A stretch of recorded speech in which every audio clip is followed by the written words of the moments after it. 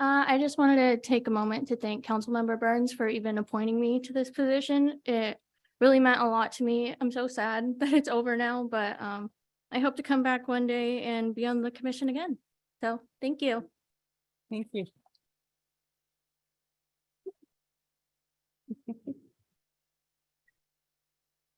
Mr. City Manager, I'm getting texts and calls that Zoom is muted. That has been corrected. Thank you. So we're going to move on to the presentation by United Way of San Benito County regarding the 211 program. Good evening, everyone. I'm Vicki Fortino, Director of United Way of San Benito County, and I bring you something tonight that everybody can be proud of and be happy that they're supporting. We really appreciate the bump in support that the City of Hollister has granted us. So thank you very much for that. They asked me to give a little presentation, so here we go. We can skip that. So 211 is an easy number to connect people to community services. It's free, it's confidential, 24 hours, 7 days a week, multi-language. And it's also a place where people they call for services, but they can also call for volunteer and resources and times of crisis. So it's multifaceted. You can dial by phone. There's a typo here that should say San Benito County. That's a toll-free number that does direct you to San Benito County. You can text your zip code, and you can go online to our 211 San Benito County. We do have a tobacco cessation piece that you can, if you're looking or you have kids that maybe need to get some help with vaping or smoking to stop using these products, you can text your zip code to 898-211. There's also the Grocery Workers Appreciation Fund, which is a program that gives $250 in cash cards to grocery workers for their needs, urgent needs. You can text benefits to 211-211, and it will ask you some questions and tell you exactly what you're qualified to receive. So there's 3 steps, as you can see up here, but it's really easy, simple questions, and then it'll refer you to all of the programs that you qualify for. We also offer help with the low-cost broadband and internet. As you can see up here, it's get ACP to 211-211 or the internet. So that will connect you, the caller, to all of the programs and help you get those services. They've added a stress component. So there's a chat bot named Gloria, and you can text stress to Gloria, and she will ask for your zip code. She'll ask some questions and try to help you get to the right programs and services. So this is a description of all of the calls. I don't know if you can really read it, but the top needs, obviously, I've been doing this for almost 11 years. The top needs have always been housing. And you can see how high that is. And this graph just shows you all of the different calls where they were referred. The number of referrals is higher than the calls, because when you do call or text into 211, you're calling for a specific program or service that you need, like maybe housing, rental assistance, but the operators are so well trained that they will, through a few simple questions, determine if you're eligible for other services. So that's why the number of referrals is higher, because they're referring to multiple programs. Whoops. Uh-oh. Is that it? Yeah, I think that's it. I'm happy to answer any questions if you have any. But again, I really appreciate the support. 211 has helped in a lot of situations, the flooding, and I'm sure you guys are all well aware of how much it's brought to our community. Okay, does council have any questions? No? Should we go to public comment? Is there any public comment? Mayor Casey, we have no public comments for this item. All right. Okay, thank you. Thank you very much. Actually, if Appreciate you. I would like to say something. I Say would like to thank you for that because you know what, especially the part when you talk about by asking a couple extra questions to see what else they're available is what is available to them. That's huge. It shows that you care. Thank you. Thank you very much. So we're going to move on to item A1. Consideration of action pertaining to the alleged conduct of Councilmember Roland Resendez towards other members of council in alleged violation of the Council Code of Ethics and Conduct. City Clerk, how many comments do we have? We currently have 12, but I'll keep an eye out and let you Okay, know. thank you. All right, so the staff report is going to be me. So let's get started. So as the chair, it's my duty to conduct disciplinary proceedings. If we're going to get the work of the city done, we have to have civil discourse and treat each other with respect, even when we don't agree. And also as the chair, it's my duty to preside over meetings, decide on rules of order, and ensure that things run smoothly. A few years ago, this council adopted a code of ethics and conducts, which became part of our Hollister Municipal Code. And council members agreed to abide by this code. The ordinance is quite clear that we are to follow the rules of parliamentary order and decorum, and council are to conduct themselves in a professional and courteous manner towards each other, our presenters, and members of the public. So there's 3 specific sections of this ordinance that are pertinent today, and I'd just like to go over them very briefly. We're talking about Municipal Code Section 2.04. The first section has to do with respect for process. Members shall prepare themselves for public issues, listen courteously and attentively to all public discussion before the body, and focus on the business at hand. So the key part here is focusing on the business at hand and not to go off topic. The second part has to do with elected and appointed officials' conduct with each other in public meetings. So it's fairly long, but there's 3 parts that are pertinent here. 1 is honor the role of the chair in maintaining order. Members should honor efforts by the chair to focus discussion on current agenda items. 2, practice civility and decorum in discussion and debate. Free debate does not require, nor does it justify, however, public officials to make belligerent, personal, impertinent, slanderous, threatening, abusive, or disparaging remarks. And the 3rd is to avoid personal comments that could offend other members. And the last section that's pertinent is conduct of members. Members shall refrain from abusive conduct, personal charges, or verbal attacks upon the character or motives of other members of council.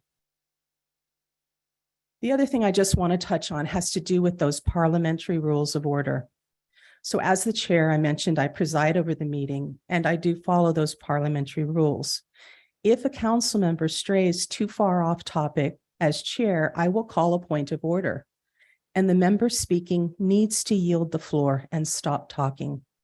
If he or she feels this is unwarranted, they do have the option to politely state this and ask for a vote of council to override that decision. On multiple occasions, at 3 different council meetings, Councilmember Resendez has violated the Code of Ethics and Conducts and has become increasingly disruptive at council meetings, interfering with our ability to get city business done. He has repeatedly refused to follow the parliamentary rules of order. His conduct when I call a point of order has become increasingly disrespectful toward me, and he is not recognizing or honoring my role as chair. In fact, rather than addressing me as mayor or chair, he has disrespectfully begun to refer to me in the 3rd person as she. Below are the specific incidents that I'd like to consider. At the April 3rd council meeting, the Gavilan College president gave us a presentation on the new campus. Councilmember Resendez went off topic and began to generally speak about problems with new developments and traffic. I called a point of order and told him he was off topic. But rather than relinquish the floor, he said he had just one more thing, then proceeded to continue off topic and campaign about why elections matter and talk about the former mayor. I called point of order twice more and banged the gavel, but Councilmember Resendez refused to yield the floor. At another recent council meeting, we discussed the Lad Lane traffic calming. Councilmember Resendez again veered off topic and began to speak about new home developments, claiming he was concerned they were going to punch through the end of Lad Lane so more homes could be built. I called a point of order and reminded him that we were talking about traffic calming, but the council member again refused to yield and continued to speak out of order. At this point, he also became disrespectful. As he said, "You all mark my words, there will be hundreds of new homes built out there, and you can thank our new mayor for that." After observing an escalating pattern of behavior, I attempted at the beginning of the May 1st meeting to have an informal discussion with Councilmember Resendez about complying with the parliamentary rules of order and the code of conduct, and to warn that if there were further infractions, it would become necessary to have these formal disciplinary actions.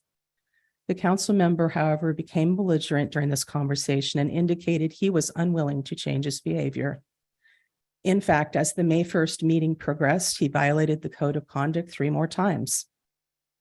We held the inclusionary housing ordinance hearing, and council was directing questions to the presenter. Councilmember Resendez was asking questions of the presenter, but suddenly turned towards Councilmember Morales and I and asked, "How much money have you taken from developers, and why would you not support affordable housing?" This was a violation of parliamentary rules, since the council was supposed to be asking questions of our presenter. It was also slanderous and offensive to council members, particularly when you consider that no one has stated they don't support affordable housing. After Councilmember Burns in his comments moved to continue the inclusionary housing ordinance to allow for a stakeholder meeting, I made a friendly amendment to his motion to ask the community be included in that meeting as well.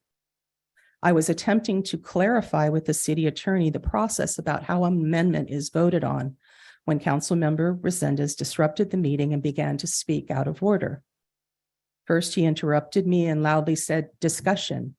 And then as I tried again to speak with the city attorney, he began to speak over me and said, "She doesn't want me to speak, so she is seeing if she can get a vote, so I can't say what I would like to say."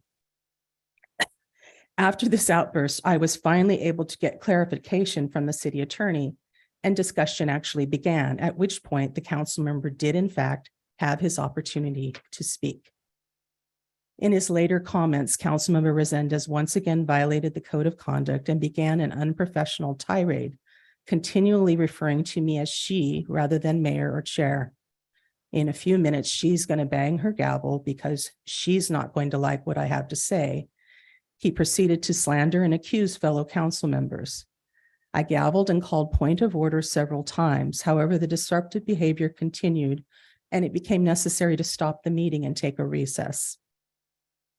The very last thing I want to address here is that the Councilmember Resendez's statement at the latter part of the meeting that I attempted to somehow silence him or threaten him with censure and removal from committees. The fact is, this simply did not occur. The city attorney was present and witnessed the discussion we had. I'd like to ask her just 2 questions with regard to this. City attorney, was the focus of my discussion with Councilmember Resendez about parliamentary rules of procedure, in particular his ignoring when a point of order was called, and also about his disrespectful behavior towards me?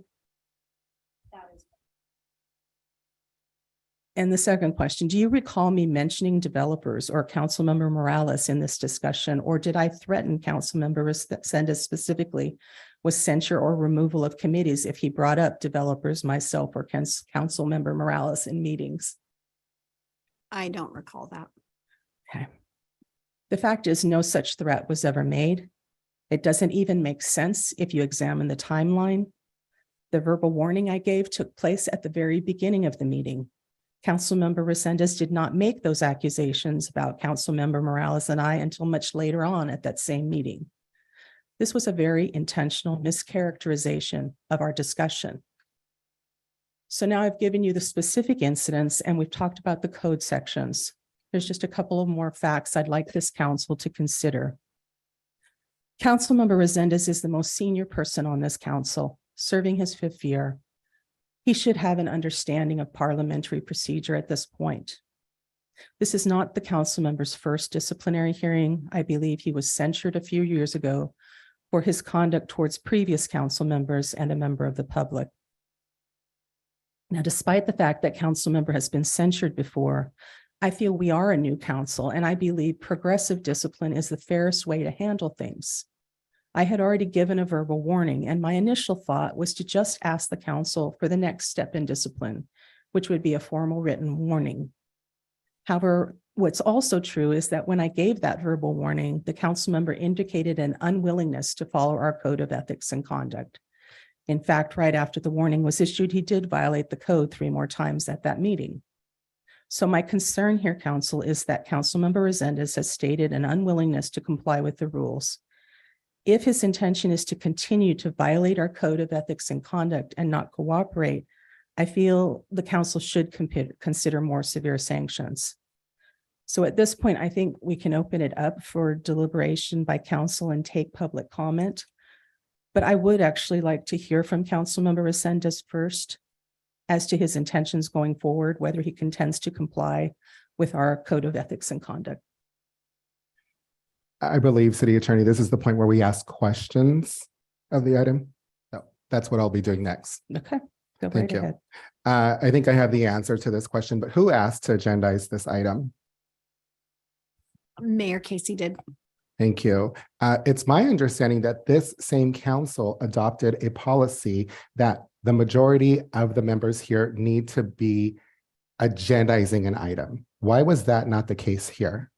It's specific to council's code of conduct. The similar process happened with Councilmember Perez and placing the item on the agenda and the investigation. Thank you. I also read in the code of conduct that if you take offense to something that's being said, you have to ask for a point of personal privilege.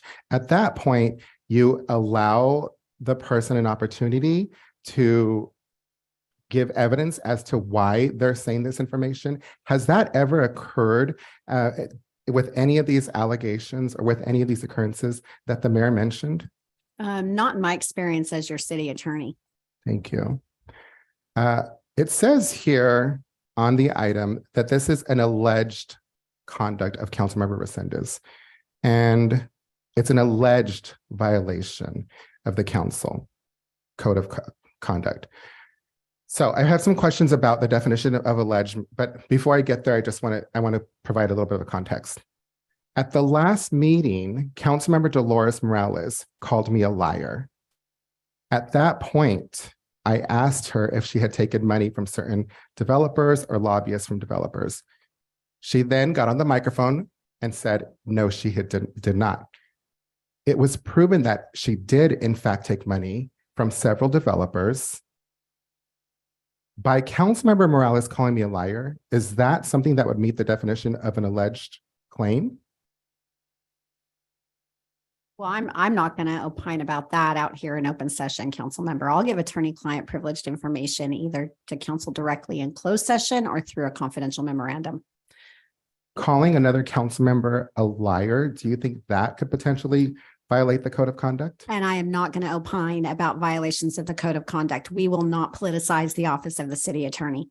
And if somebody were to be concerned about the code of conduct, would anybody over here be able to bring this up to it? Or is it just the mayor that can bring up this issue? No, your code of conduct outlines a process, and that process was used again in the example with Rick Perez, and then used by Mayor Casey. So there is a process outlined in your code of conduct. Thank you. So in comparison to the censure that just occurred 2 meetings ago with Councilmember Rick Perez, there was an investigation by a third-party non-biased investigator. Is that not true?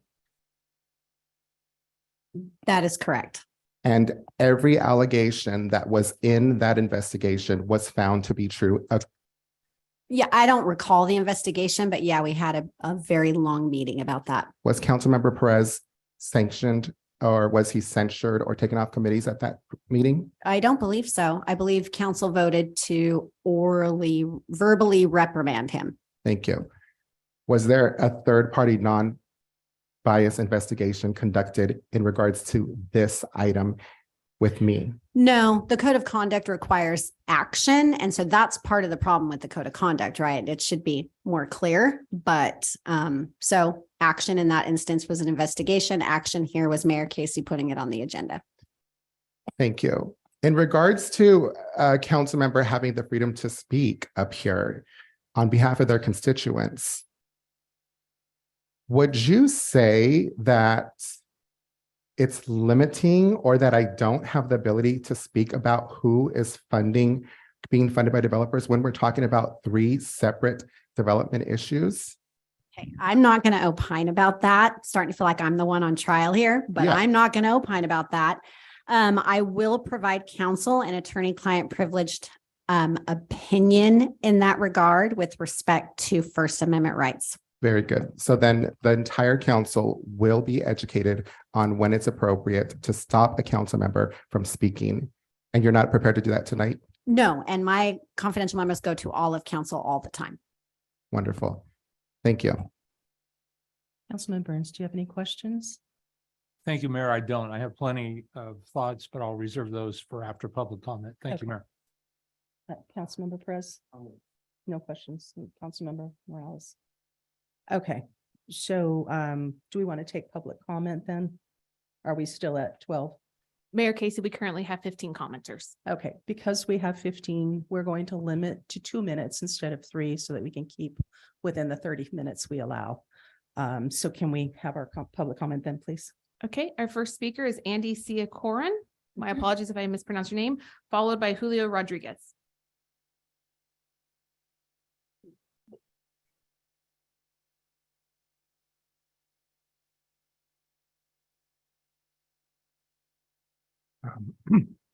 Good evening.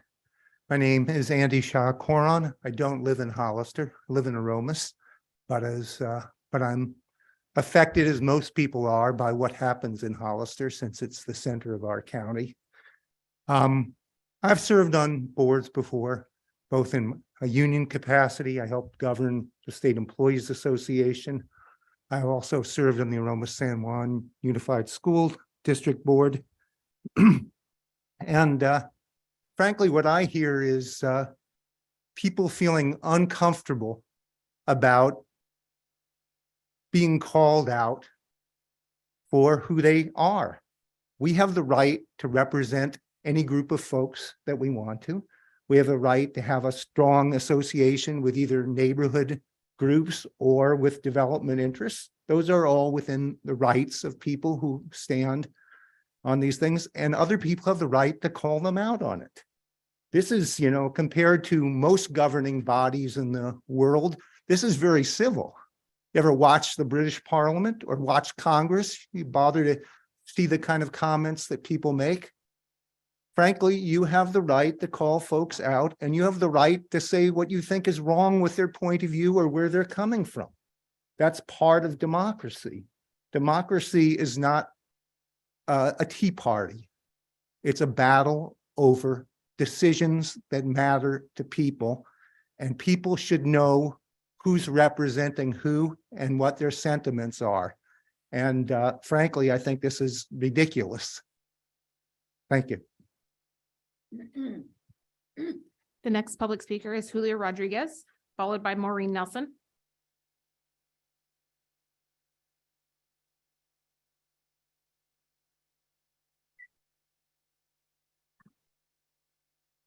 I would like to thank Councilmember Roland Resendez because his district is disproportionately affected, especially through gentrification. So he's advocating for his district and his constituents, who, frankly, like I said, they're disproportionately affected. And I think it's unfortunate because I think the truth does hurt when people find out that certain members of this council are taking money from developers in some way, shape, or form.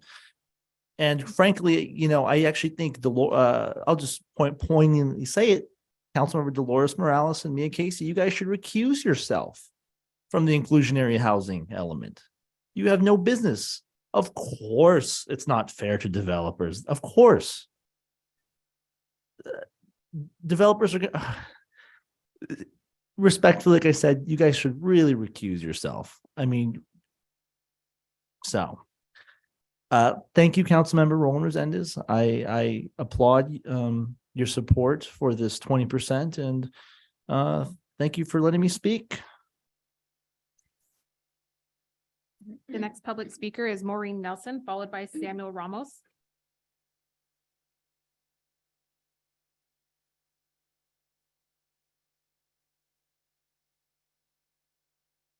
Good evening, Council. Thank you for the opportunity.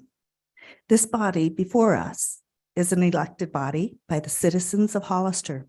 Each member has been elected to represent their constituents.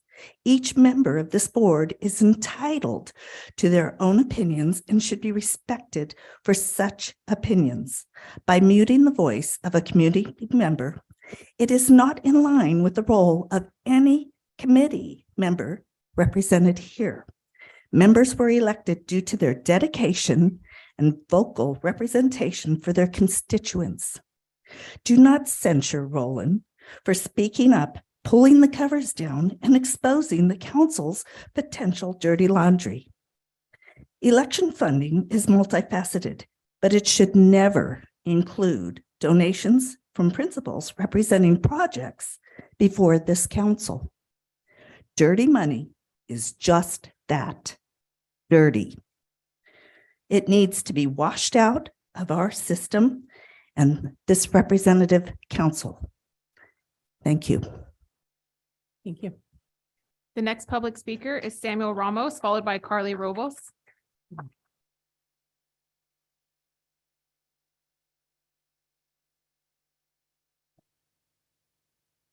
Hello, I'm Samuel Ramos. I've been a member of this community for over 50 years.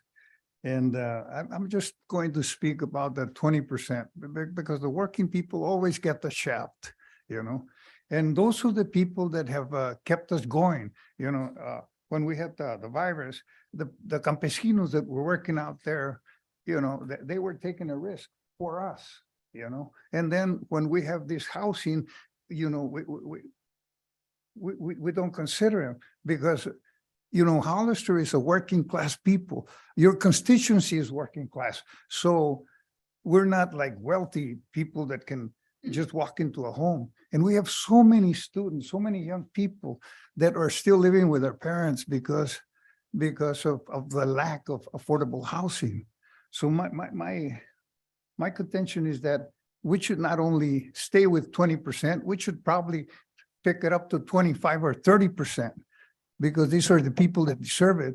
And we should be working for our constituency, for the people of Hollister, and as opposed to for corporate, you know, which is what really has messed us up in terms of democracy and in terms of our livelihood. Because it costs so much. And these people that work out in the fields and that work in canneries and like that, those are the philanthropists. Those are the people that give, you know, those are the people that make it better for us, that have a home and we're okay. Because they ended up paying more taxes and like that, you know. And so we have to be considerate about these people and about your constituency. And if you cannot work for your constituency, get out and let somebody take a place that's going to work for the people in this community. And I hope that it goes from 20 to 25 or 30, and that they will be the first homes built, you know. Thank you. Thank you. The next public speaker is Carly Robles, followed by Elia Munoz Cowan.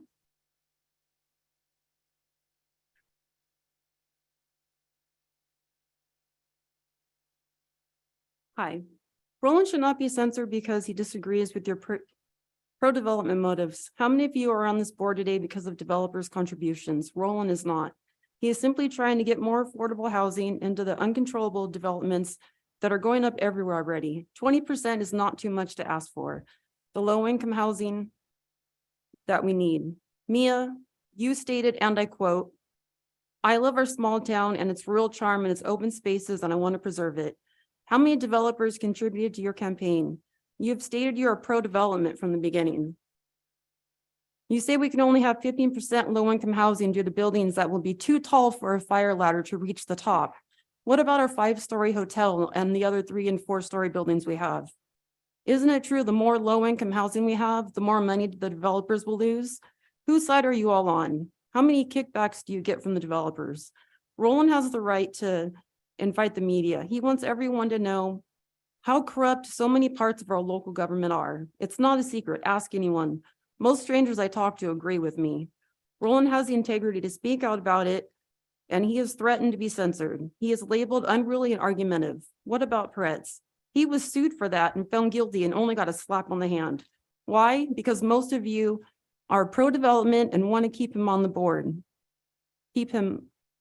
Since Roland wants to slow the growth in our county, he is not wanted on the board by the developers or most of you. So when it comes down to it, it's very apparent who controls our county, developers, and they will do whatever they can to get their hands on our precious land. You can just follow the money.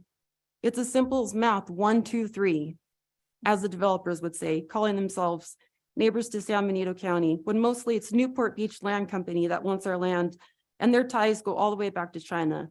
They don't sound like neighbors to me. Let's slow the growth and keep rolling on the board. We need someone to fight for our county's land and Thank someone to you. fight for all the constituents here. The next public speaker is Elia Munoz Cowan, followed by Bella Rosales.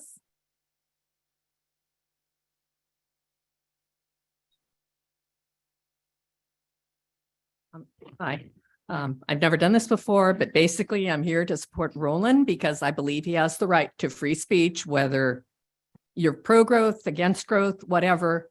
He has a right to represent his constituents. And I've been in Hollister for 30 years and I've seen the growth and changes. And I see him as pretty much the only one on the city council that's truly fighting to help the community in reality.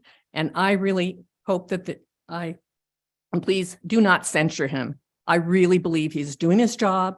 He's working hard and he really wants to keep the public informed and he's not trying to hide things. And I think you should also have some respect for him.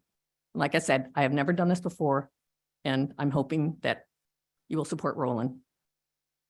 Thank you. The next public speaker is Bella Rosales, followed by Fallon Gregg. Hi, I've never done this either, but I felt it was important to stand up for Roland. I'm in your district and I see how much you're doing for our community. And I also wanted to say that if speaking the truth gets you censored, then I should be censored too. Thank you. The next public speaker is Fallon Gregg, followed by Haladia Nardi.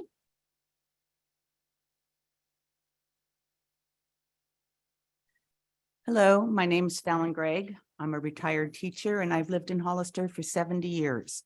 So I've seen a lot of changes and I've seen the rural community that we have that we need to protect and preserve.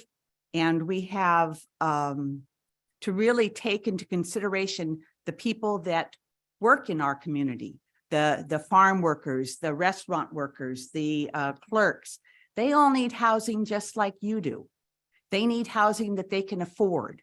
A worker that lives where he works, pays taxes, shops, buys gas, goes to the grocery store, eats out. They contribute to the community where they work if they can live there. So I stand in support with Roland and his efforts to make Hollister a community that encompasses the workers that are always left behind. Thank you, Roland, for your efforts. I stand with you. Thank you. The next public speaker is Haladia Nardi, followed by Mary Shaw Corin.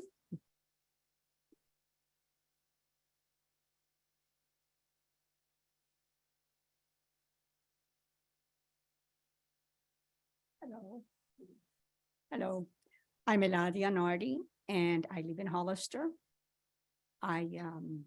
I support the role that Roland is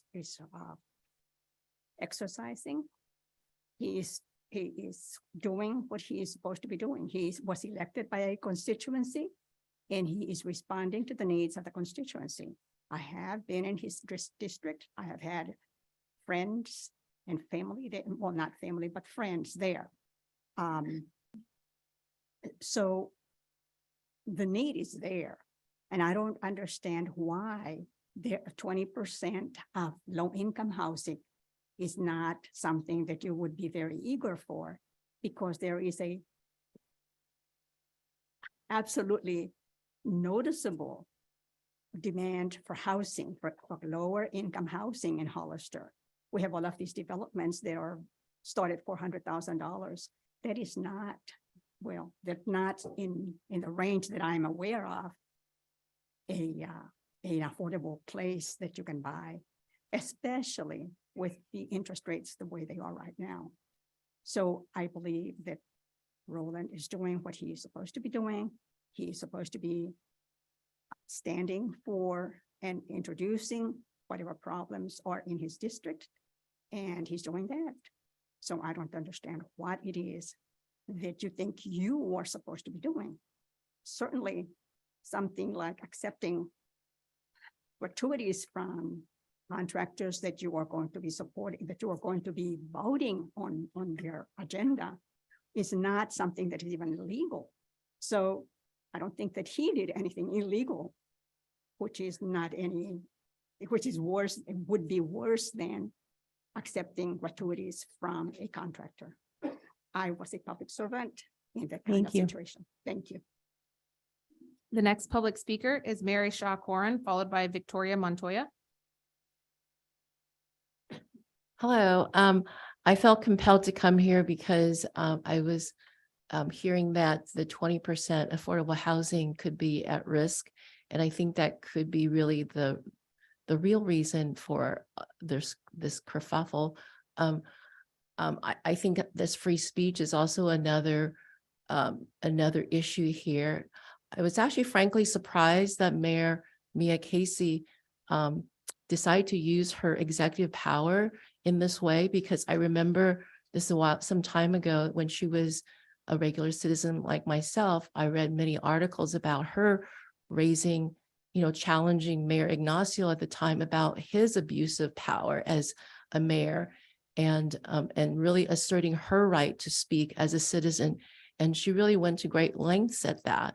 So I really thought she stood for free speech. So I'm actually quite surprised that she's trying to suppress another fellow member of the city council who is trying to. I don't think he's done anything that was like violent. I think that Mr. Perez had done way more. So I'm just feeling that this is very unfair, calling him out for standing up for more affordable housing, which is something we desperately need. The nice lady who spoke about 211 said housing was one of the main issues for people. And having lived here for over 36 or so years, I really have seen how housing is very unaffordable, even for renters. So I totally support Roland's right to really advocate for the community, even though, and to call out that some people have a conflict of interest. I think there's nothing wrong with that. And I think that, Mia, you should really, not, before you were asking for the right to free speech, you should stand for that still. Thank you so much for your time today. The next public speaker is Victoria Montoya, followed by Priscilla DeAnda.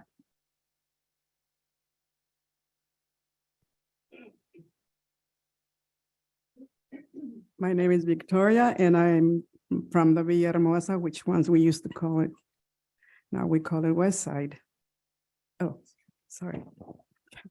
Okay, I agree with most of the people that come here to talk, because I have found out that the more quiet and gentle and take it, we don't get anything. So for me, every time someone speaks because of our needs as human beings, I think that it doesn't matter how it comes out. Not all of us are very polite. Our words just come a little rough. I'm one of them. So I'm going to say he might have not even thought it was offensive to the mayor, which I would be doing the same stuff, because I'm not as an English speaker, I was a Spanish speaker. My thoughts are not going to be the same as the white person. I will refer you, but I will not come out very well. So I support that we bring affordable housing that Jimmy coming around when Villahermosa was created. It was not wanted, but we didn't have more information like we are having it now. So I'm glad we have information from neighbors, newspapers, and everything else. So just go forward, and I have to say, we only have to take it bad or good. And when you run for politics, it's not an easy job, and it's not something you can say, well, that person is rough when she talks. Well, oh, God didn't create us the same way. Thank you. The next public speaker is Priscilla DeAnda, followed by Carson Clower.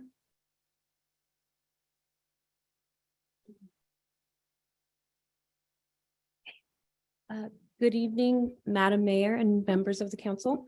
I'm here to speak in support of Councilman Resendez as a friend and a frustrated citizen. Using your power to silence Roland's voice when he's speaking is wrong. I do not want to get into the he said, she said issue. There are many sides to a story, and that is what this ridiculous censure meeting is. It's a story, a continuous narrative catering to the character assassination of Roland.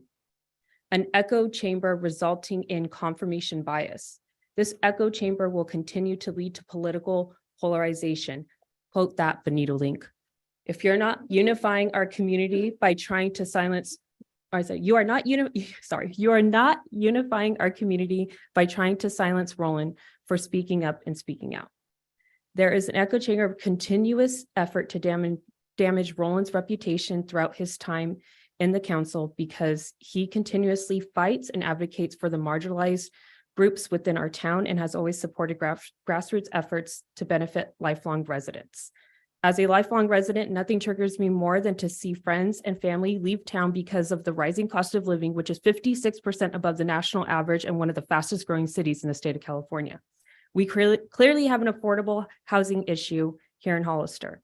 The inclusionary housing ordinance should be an undisputed agreement for all members. The council members association with developers, whether they accept or return campaign donations, will have an influence on how they choose to vote on issues. So with the pause in deciding to ensure 20% of homes built affordable housing, to me, what he said is true. Money in politics leads to corruption. This attempt to silence Roland isn't about disruptive behavior. It's an effort to silence him for speaking the truth. I will forever support him. I think he's done a terrific job for his community. Thank you. Thank you. The next public speaker is Carson Clower, followed by Linda Lampy. Good evening, council, and thank you for the opportunity to speak. I know your jobs are not easy. I've been up there, not quite in this scenario, but it's difficult. I have a son in TK, and I think one of the easiest rules is be nice. If everybody was just a little nicer, a lot of this stuff wouldn't happen. It's pretty simple. If you treat each other with respect, you're going to avoid the vast majority of this. You don't have to like everybody, but you can be nice to everybody. The other thing I have to say is that I'd like everybody just to be mindful of how you pit the city attorney against one another. It's not going to be productive. It's going to cause major issues. I've seen multiple people do it in the time that I've been up here in the last couple months. Makes our job a lot harder. And it's not going to help you guys work together as a group. So that's it. Thanks. Thank you. The next public speaker is Linda Lampy, followed by Matthew Rojas.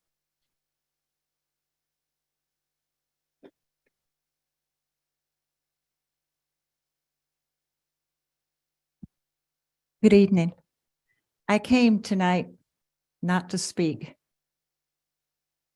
but after hearing some of these comments, I think it's time that I'm confused. I thought this was about lack of respect and communication. I like the old Rodney King thing. Can't we just all get along? I mean, my goodness, I am so embarrassed all the time. It is sickening. Do you know, talking about helping people, see that man over there, Rick Perez?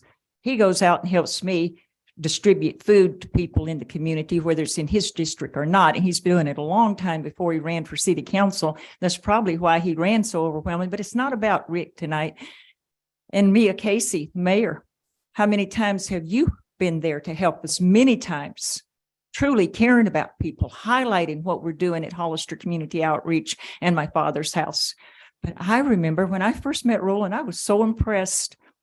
And he wanted to become a tenant in the building where my husband was the property manager. And the landlord didn't want to it. And I spoke up for Roland. And then you know what he did?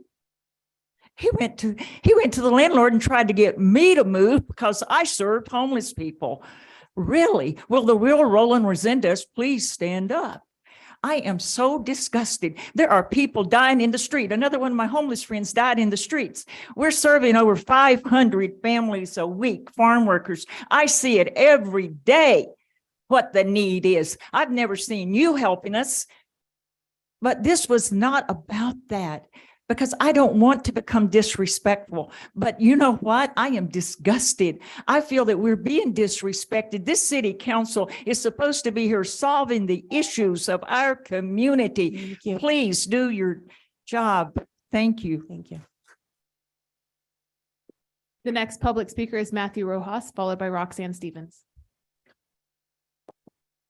Thank you, City Council. I just want to highlight that if we are going to do any sector, it needs to follow form process. So before this moves forward, I feel that the council and city should adopt a formal process. Otherwise, it's not equal, it's not fair. So if we're going to go down this route, make sure we do it the right way. I feel that to many people's points, if you were offended by people's comments or call outs, you're in the wrong job. And so I think, yes, there's a way to do it properly and respectfully, but definitely there needs to be a uniform process. And I think, Madam Mayor, the way that you're going about this again is kind of an abuse on your power by not following that decorum of a uniform, fair process. Thank you. The next public speaker is Roxanne Stevens, followed by Celeste Bocanegra. Hello. Hello, Mayor and fellow council people. Today, I'm just here to just talk about, in general, the process for today. At the meeting previously with Councilman Perez, there was talk about his behavior, and there was a lot of liberty given to him because of circumstances that were going on in his lives, and people were not willing to hold him accountable. And I'm really concerned that if we will be holding people up to a certain standards who serve on our city council, that we need to hold that standard equally for everyone. I'm really worried that the way that this is going about is that you're doing it, you're using different standards for Councilman Rowland and for Councilman Perez and other members of the council. I appreciate the comments about the housing issue. I don't think that that's what this item is about. I think it's about conduct, but I do worry that what's happening in today's council meeting is that we are setting two different standards. Although I do understand that Councilman Perez was going through some personal issues at the time, some of his conduct was substantiated, and Councilman Resendez, his conduct is now held to a different standard. So Mayor Casey, I just simply ask that you hold everybody to the same standard. I think that this is kind of a waste of city's time and that you should not be moving forward with this. And instead that you should be abiding by the same standards for everyone on the council. Thank you. Thank you. The next public speaker is Celeste Bocanegra, followed by Jackie Morris Lopez.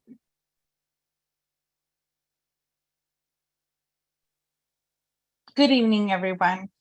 So I'm here because I came on because I am an advocate for our First Amendment right to speak.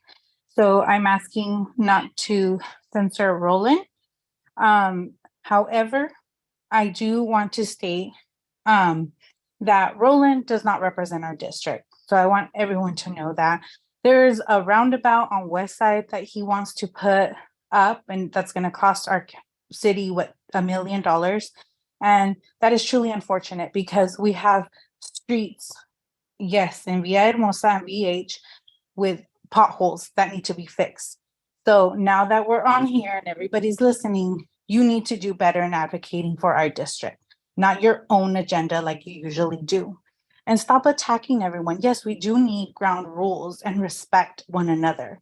And honestly, the campaign finance laws are a joke, right? So last year, Roland advocated for a $250 donation max from our constituents and supporters.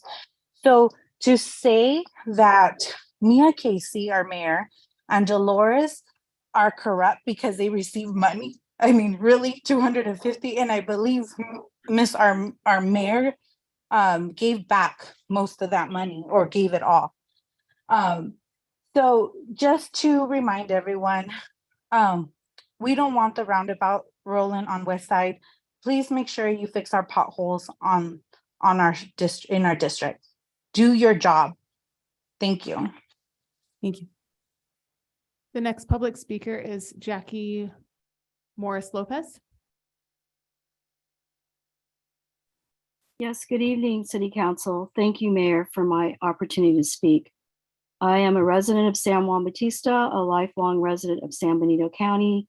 I am currently a City Council member in the City of San Juan Bautista. I am supporting Roland Resendez. I also agree with the previous speaker, a couple speakers beforehand, that you, and I observed the meeting that took place when you were discussing the behavior or conduct of Council Member Rick Perez. And when I listened to that meeting, understandably, we have lives outside of the dais, but they should never be brought in our conduct and behavior when we are representing the city and our constituents. It's difficult, I understand, but that should not interfere with how we conduct ourselves with the city's business or our constituents.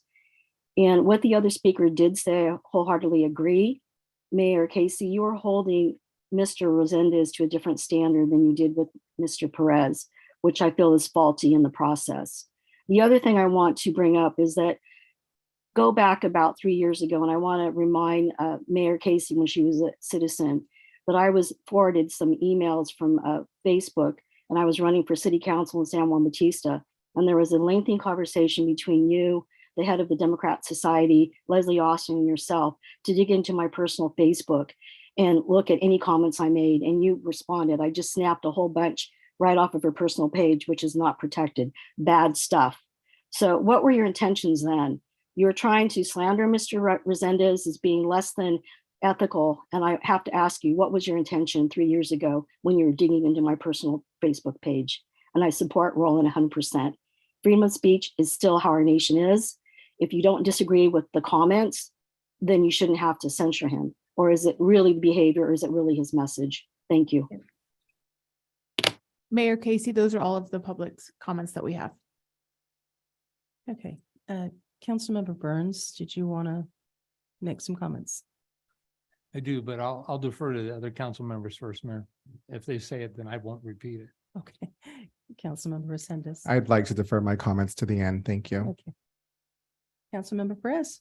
I'd like to defer my comments to the end. Oh, Lord. Councilmember Morales, go ahead. Thank you, everyone, for taking the time to express your opinions. Definitely heard. I do want to clarify a few things that were said. So I came on for a special election, and I've lived in Hollister for about 6 or 7 years now. In being new, yes, I did take donations from Victor and his wife and Bill and his wife. However, they have lives outside of the city of Hollister. Victor also worked as the chief of staff for one of the city council members in San Jose, Johnny Camus, who is a dear friend of mine. And Billy also has and heads Martha's Kitchen, which provides meals to homeless in Santa Clara County. However, I did not lie. I did not take any donations from Victor Gomez my last election cycle. I did take from Michelle Lee, and I do value and appreciate people. And so I don't feel like I need to be restricted from that. $250 is within the campaign reform that was passed by the city council. And it's also fine in terms of the Levine Act, which was just passed by legislation. So in essence, $250,000 out of $30,000 or so is not millions of dollars, as you know, Mr. Resendez claims. 250, if you don't do the math, it does not equal millions of dollars. And if I do feel that there is an issue, the city attorney governed by the Levine Act, then I will recuse myself. I have no issues with that whatsoever. I do want to say that the union contributions in my my campaign contribution report, I'm very proud to represent working people in San Benito County and Santa Clara County and Monterey County and Santa Cruz County. And that's who I represent. I represent working families and people who cannot speak for themselves, like the disabled and other groups. And I'm very proud of that. And I'm happy to take those donations because I truly represent their values. So to address the comment in terms of whether I actually violated or misrepresented information, I did not. I did not take in my last election any donations from Victor Gomez, and that is accurate. However, Mr. Resendez did. And thank you, Chad, for a lovely article in Benito Link. Councilmember Burns. Your turn. Thank you, Mayor. City Clerk, do you have the ability to pull up the code of conduct from the municipal code and put it up on the screen? I'm going to be going down a lot of that. We can't give us just a second. All right, Mayor, do you want me to continue or do you want Sure, to? go ahead. Okay, so I have a lot to say. And so I firmly believe in a code of conduct. I will say that probably a year to two before I came on council, I actually wrote a letter to the paper and recommended that council adopt it. Well, there was interest, it didn't gain any momentum. Our code of conduct is actually pretty much a replica of the city of Belmont, and Belmont enacted it when there were problems. But I will also say that a code of conduct is a living document and has the ability to be amended for cause as needed. And clearly, the totality of this situation has led me to believe that we need to do some revisions, which I'll get into in just a minute. And so with that, in preparation for tonight's conversation, I did go to Benito Link and I did review their article on May 5th. And thank you for the investigative reporting. I think it's really clear to me that monies were taken by both the mayor and by Councilmember Morales. But at the end of the day, that's their choice. You know, I'm not one that typically thinks the word developer is a dirty word. I think that it's an honorable profession, but it's how we conduct ourselves and interact with developers. And so I really don't have any angst over them taking money to run a campaign. What I would have a problem with would be if it influenced their votes on particular issues. And I'm not seeing any evidence that that has happened. I only simply know what I've read recently. And so that doesn't give me heartburn, but it does concern me. And so really what I'd have to ask tonight, and I would agree with several of you in here that I think this is really a unnecessary waste of city time and resources. However, my question is, was it the fact that Councilmember Resendez reported publicly that monies were taken? Well, because there's no lie there, it's clearly evidenced, or was it the repetitiveness of it, or was it the style that he chose to present that, and the disregard for the code of conduct? Now, I will tell you, after I came on council, I was fortunate enough to push this forward with a couple of changes, and I recognize that successful negotiations requires the art of compromise. So there were a couple of things that were compromised. But moving forward, it's absolutely a better work than preceded it. And I think there's a benefit to go in and take and rework it where there are challenges. However, you know, at the end of the day, when I look at what was on the board, and I did go line by line, My sense is a lot of why we're here tonight is out of anger and embarrassment. And so when I look at Hollister Municipal Code Section 2.04.015.1, it talks about an act in the public interest. And I want to put this out there. This is my opinion. I'm entitled to it. Doesn't necessarily mean I'm right. Having said that, though, I'm going to share with you my opinion because I believe I have the need to do so. So under act in the public interest, I could argue that Councilmember Resendez was in fact acting in the public interest to bring this forward. As we go on to 204.015.2, it says comply. And I could argue that could be with the spirit of the law. I could argue that Councilmember Resendez was within the spirit of the law. I will say under point 3, conduct of members, I do believe Councilmember Resendez clearly violated that section. I will say under point 4, with respect the process, I think you can argue both ways that he did or did not violate that. Under point 5, conduct at public meetings, I believe Councilmember Resendez was within compliance in that area. Under point 6, decision based on merit, again, believe his comments were within compliance of that section. Under point 7, communication, I believe Councilmember Resendez was within compliance in that section. Under point 8, conflict of interest, I believe Councilmember Resendez was actually in compliance and maybe had a duty to say what he said, although maybe if it were I would have chosen different words. Under point 10, confidential information, I believe he was in compliance with that section. Under point 11, use of public resources, I believe he was in compliance. Under point 12, representation of private interests, I believe he was in compliance with that section. Under point 13, advocacy, I believe he was in compliance. Under point 14, policy role of members, I believe he was in compliance. Under point 15, independence of boards, committees, and commissions, I believe he was again in compliance.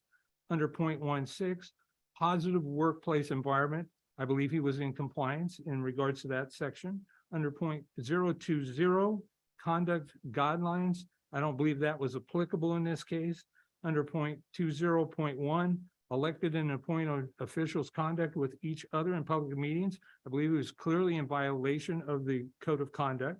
I believe that ultimately Councilmember Resendez understood that in advance. He was part of the adoption of the ordinance that he is now being enforced upon him. And so I think that was a conscientious decision that has led us to this point. And so I would say that, you know, one of the things that has positively come out of this was we were having an engaged conversation about inclusionary housing. The initial board of then Mayor Velasquez, Councilmember Perez, Councilmember Resendez, and myself, we all moved forward with a point of 20%. But I also have to say, I appreciate the fact that Councilmember Morales and the mayor wanted more work done on it because there wasn't the public engagement. And if nothing else good comes from tonight's meeting, when we do that public outreach, I'm hoping to see everybody that's here in the audience and everybody that has interest in it and wants to have a say to come down, because I have not seen this level of engagement on many things. And while I'm supportive of the 20%, also have seen some possible obstacles to it. So I want that engagement, and I see that as kind of the golden lining to this mess, in my opinion. And so all things said and done, I do want to say that to begin with, I do not think that it would be appropriate to remove Councilmember Resendez from any committees. I do not believe that he should be formally censured. I do believe that he should be reprimanded, which would be consistent with what happened to Councilmember Perez. However, the difference is, in this case, this council, based on this process, did not spend $7,081.50 to get to this process, where we did with Councilmember Perez coming through a formal investigation. I'd much rather see that money put in other places. I'd much rather see these type of incidences resolved in personal conversations. Having said all of that, I also think that there's an opportunity here to amend this ordinance. And so one of the things that I've seen is there's a couple sections, and city attorney, I won't pit you against anybody, I promise. But under section 116010, criminal violations, misdemeanors, or infractions is what it's called, continuing offenses. It says verbatim, it is unlawful for any person to violate any provision or fail to comply with any of the requirements of a city code. Conduct code is a city code. A violation of any of the provisions or failing to comply with any of the mandatory requirements of a city code shall be an infraction or misdemeanor. So I don't know if it's applicable or not, but I would ask for legal research to be conducted. I'd also say under section 1.16.040, administrative penalties, it says verbatim, the city may impose administrative penalties for the violation of any code provision in the amount not to exceed $1,000 for each day during which any person commits, continues, or allows or maintains a violation or any provision of a city code. Once again, the code of conduct is a city code. And so I don't know if they're applicable or not, but it's clear to me that this could be a continual flare-up, and I don't have the energy nor the interest to go down this path in the future. And we do need to figure out what consequences could be beyond shame on you, or I'm going to publicly embarrass you. I don't think censuring anybody really does anything, frankly. It may embarrass them if they're so inclined to want to be embarrassed by it, but I do think a real consequence. And I don't know, maybe we're going to talk later tonight about council pay. Maybe there's a way through a process or a fine process to withhold council pay. I don't know if that's possible. I also know that this council potentially can get $50,000 in health benefits by being a council member. Maybe there's some conversation there or some other form of consequence, because right now the shame on you clearly hasn't worked in 2 incidents, and I have no more appetite for any of this. So again, I do not support censoring. I do support a reprimand, a formal reprimand. I believe it would be consistent with what the past action of this council has been. And I think we need to move on and be more adult-like moving forward. Thank you, Mayor. I appreciate the opportunity to comment. Thank you. Councilmember Perez, did you have comments? Yeah, a couple. The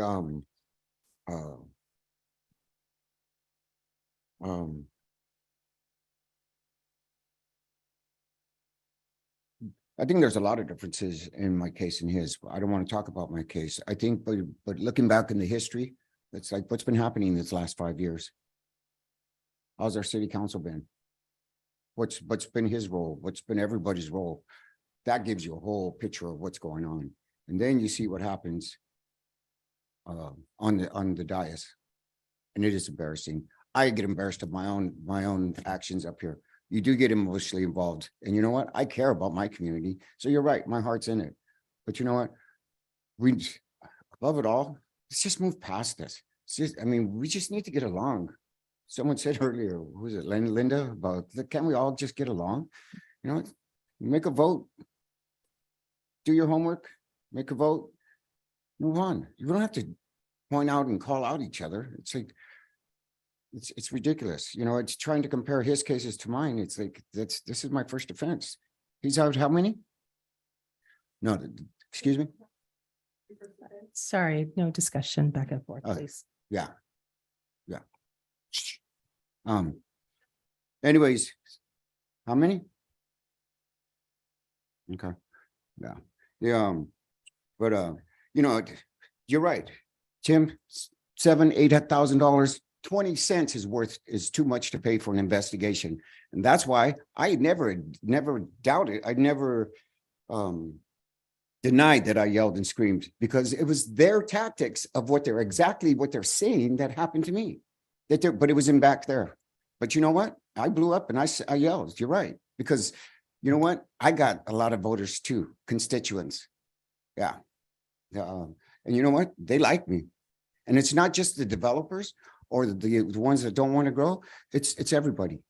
So you know what, with that, we got to do something, but let's just move on. Let's move on. And hopefully in the future, we don't have to go through this stuff again. And because it's ridiculous. We can all get along if we just tone back the drama a little bit. Councilmember, did you want to speak? Thank you. First off, I just want to take a moment to thank everybody for coming out here tonight. If anybody was watching at the last censure that happened 2 meetings ago, the room was packed with people, and I fiercely respect and will advocate for your right to attend meetings, participate in democracy, and have the freedom of speech, even if what is being said here are blatant lies. So thank you all for coming out here tonight. It's beautiful to see our city council so full with members of the public taking part in democracy. Another issue that I'm fiercely going to advocate for, and that everybody knows that I will, is the issue of growth, in particular, irresponsible growth. And I make no apologies for doing that. I don't want to get back into the fourth of the she said, he said of what really happened in that room, but I will tell you that the truth is not being told here tonight. And I don't want to put the city attorney in an awkward position either. There's definitely flaws with the code of conduct that's been very apparent. There was no investigation that was done, and it just puts us in a he said, she said situation. And people don't always tell the truth, let's be honest. But I do know one thing. Every issue where I was gavelled, where the mayor said that it was not related to development, is a lie. That is not true. Every time that I have been gavelled and silenced was because I was bringing up concerns of development. Let's just be very honest and truthful about that.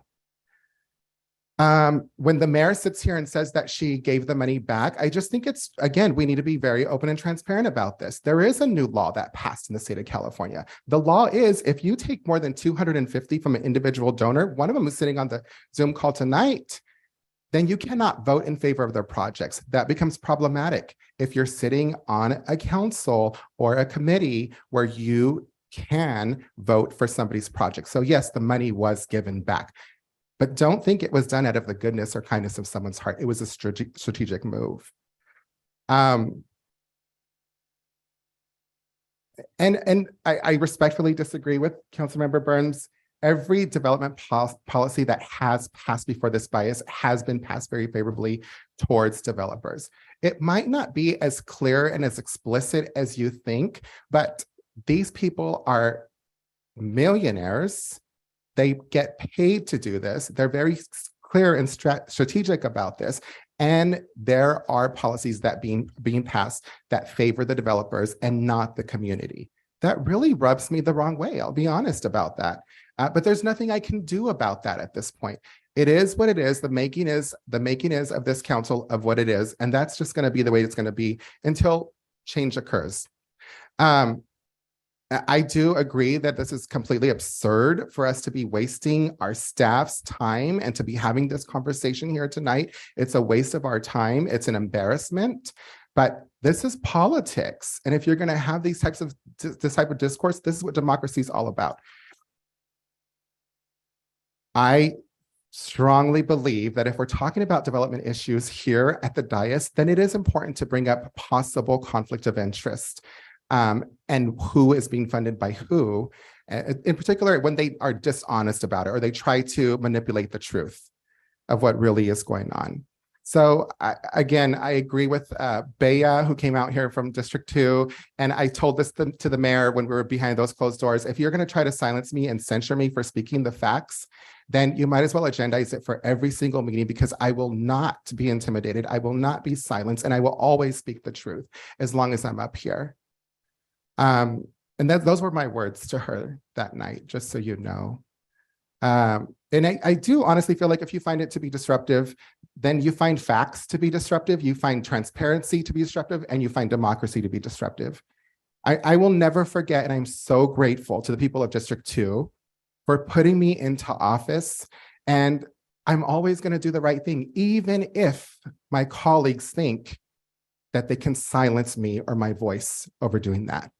Thank you. Thank you again for coming tonight. Thank you.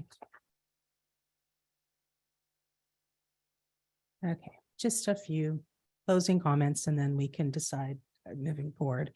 I feel like there's a disconnect here because none of this is about silencing Roland Resendez. I, as the chair, have to keep things moving.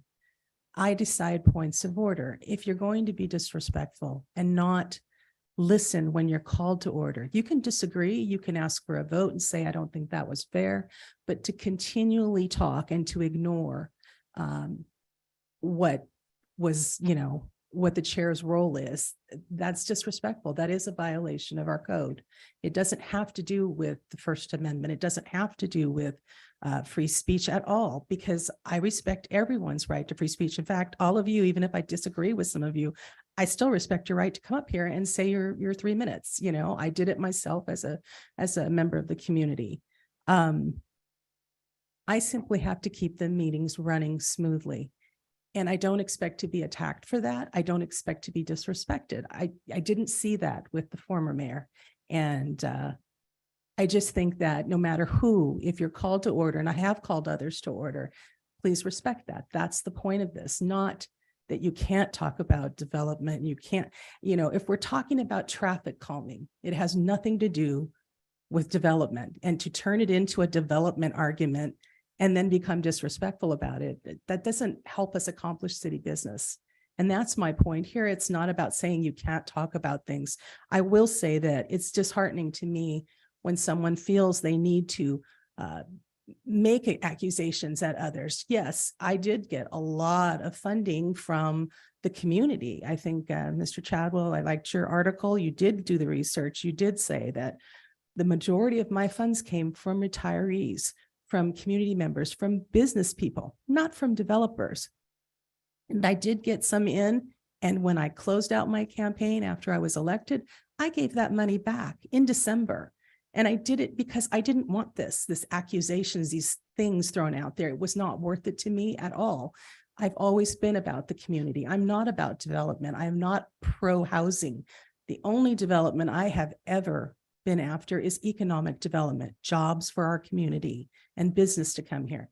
That's all I've ever supported. And I don't like the rhetoric. I don't like the political narrative to try to paint and discredit others for that reason.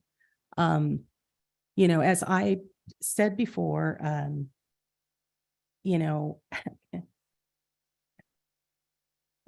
sorry, losing my train of thought.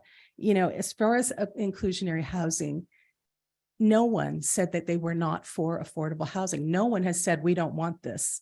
All we want is for it to be the best ordinance it can be. This was my first reading of the ordinance, and I had questions. There was no public outreach. I want community engagement, and that's what we were discussing.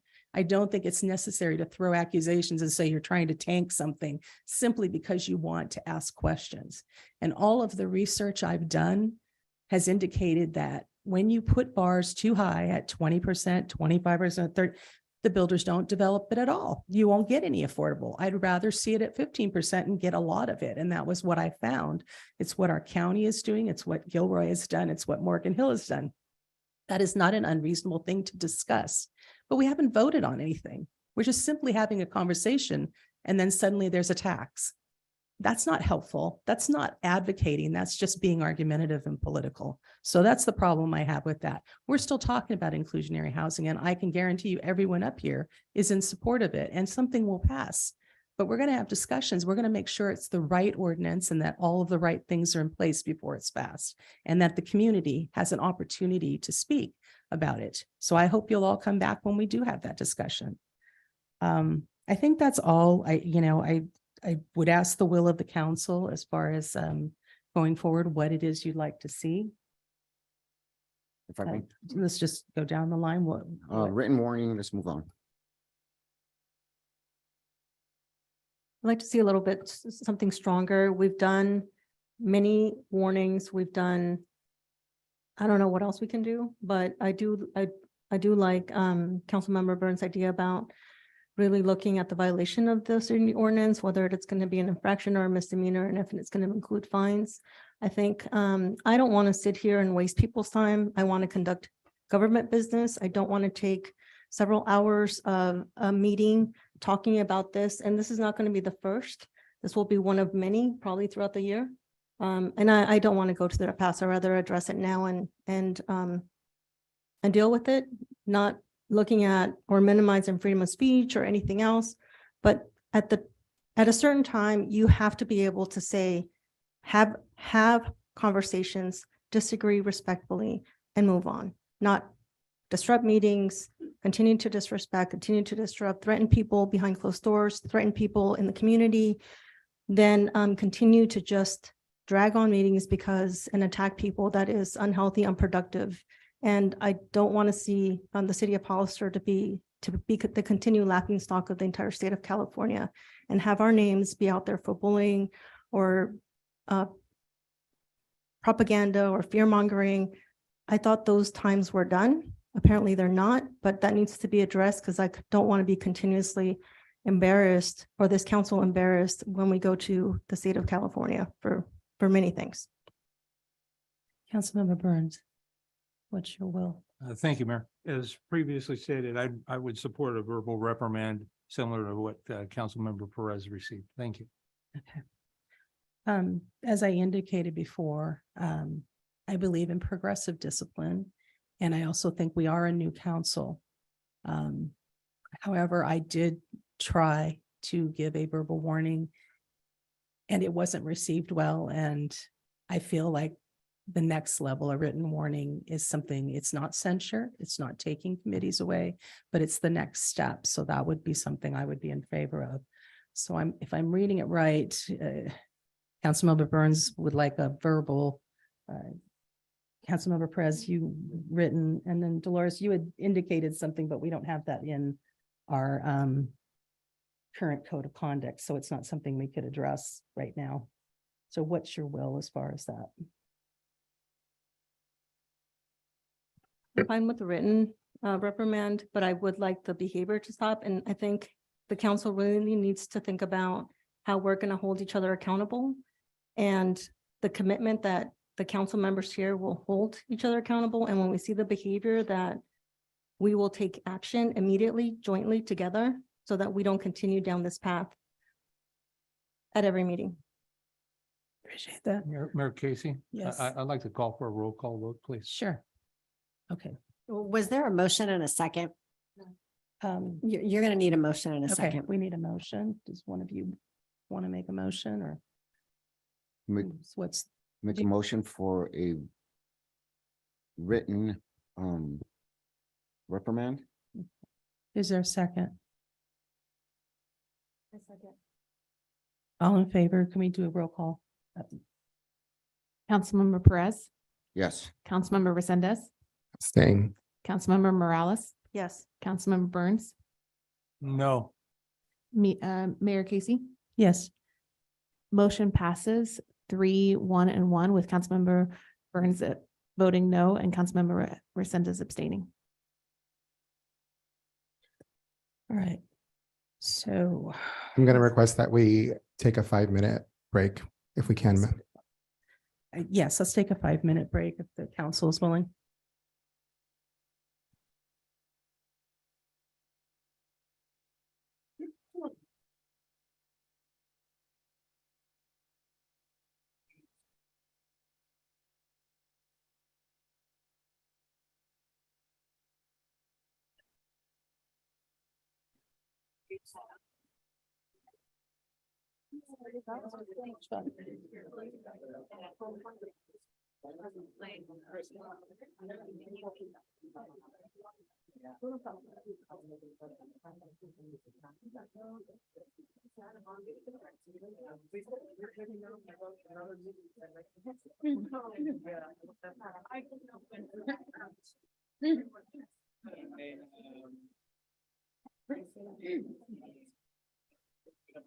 Because it affects.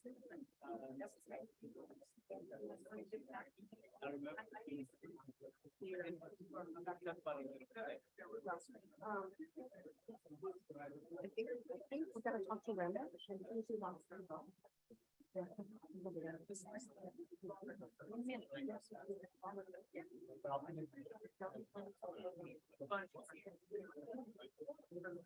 And I haven't gotten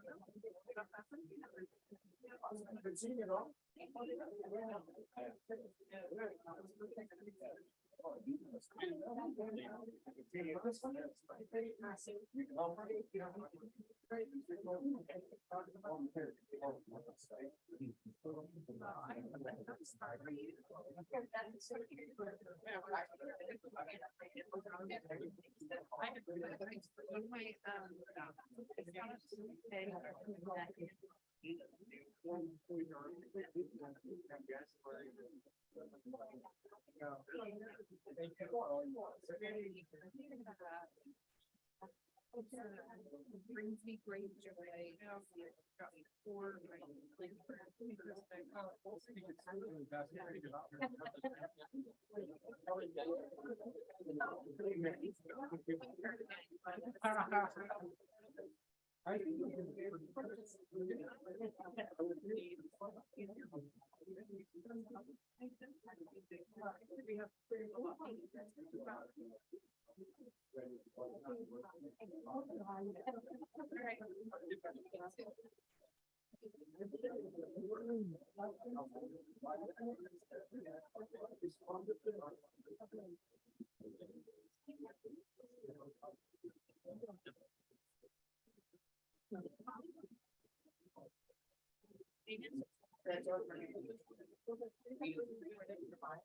I mean, yeah, I was.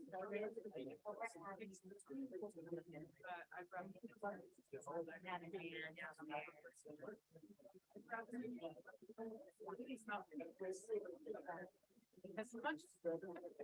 I do wonder how that things. Don't always feel like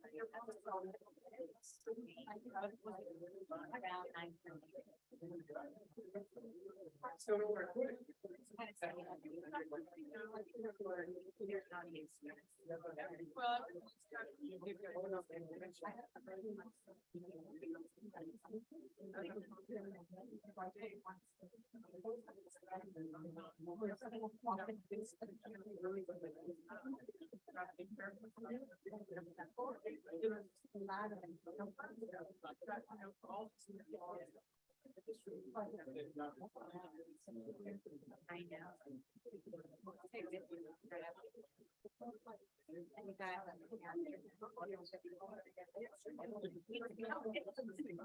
Yeah.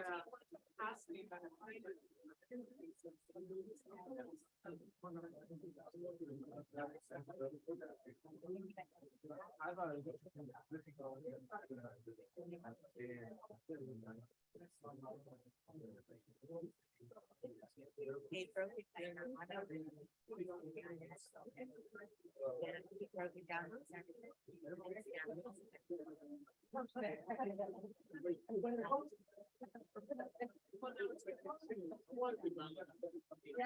Don't stop that. Yeah, where should it be?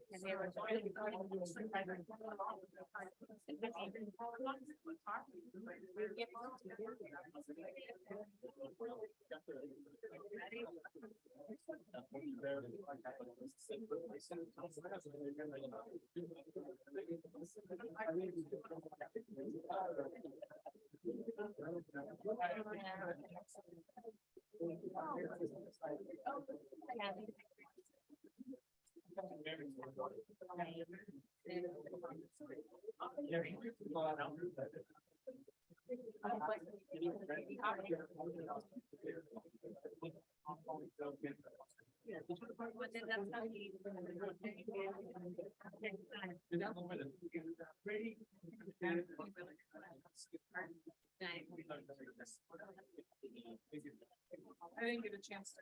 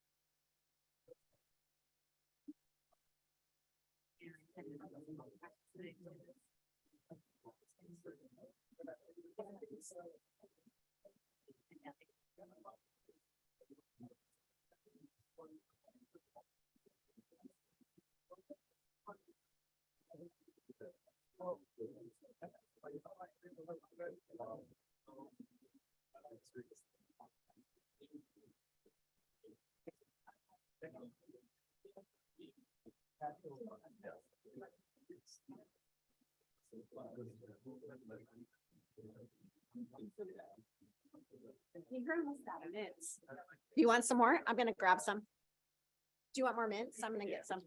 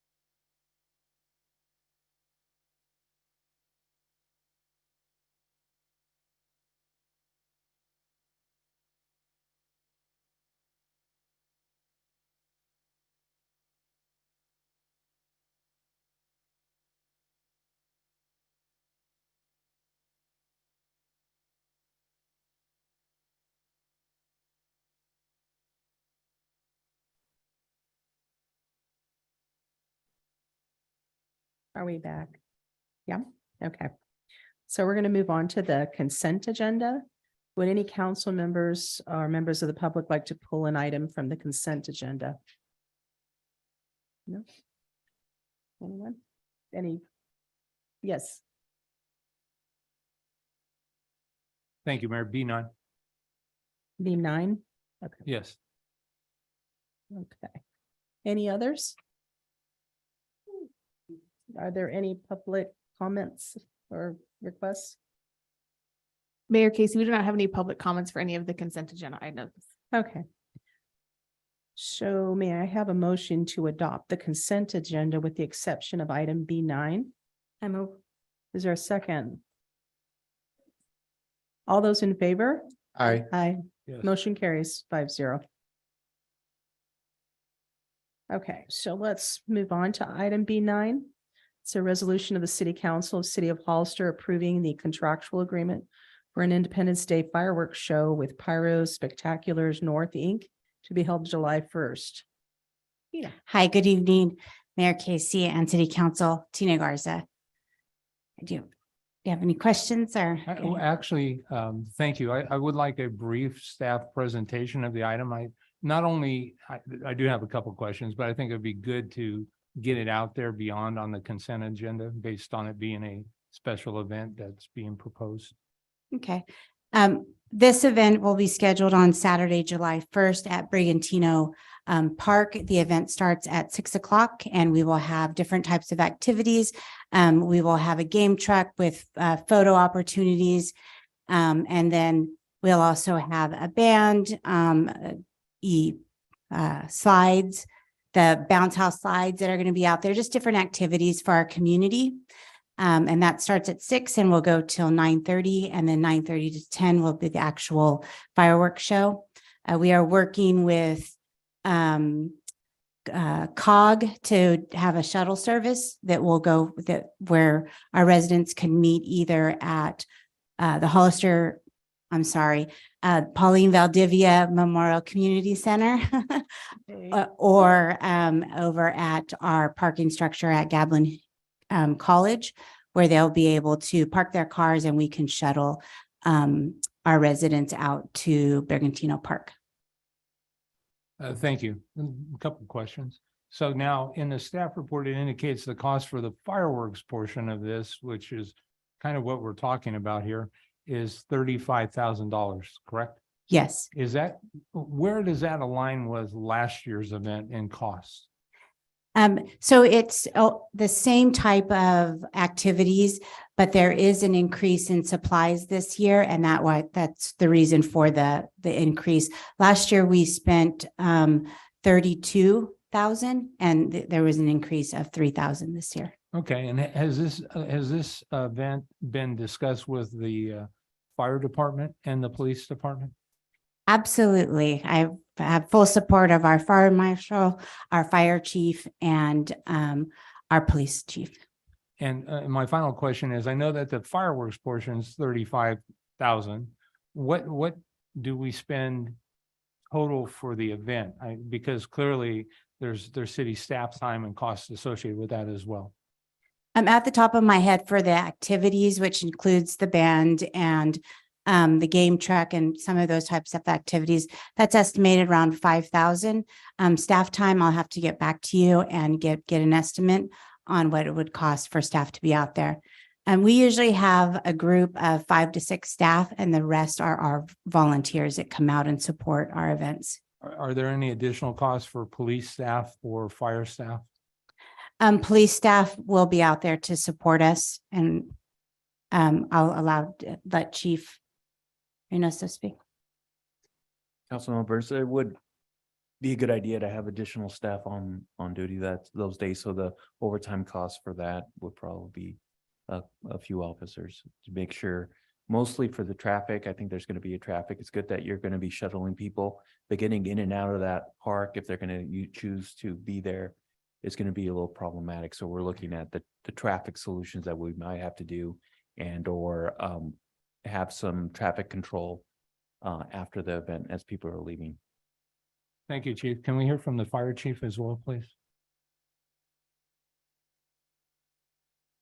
Good afternoon, Mayor, council members. Yes, so every 4th of July for these events, we'll go ahead and staff up one additional engine so it doesn't pull from the continuity of operations. So we'll have an entire engine company out there on standby.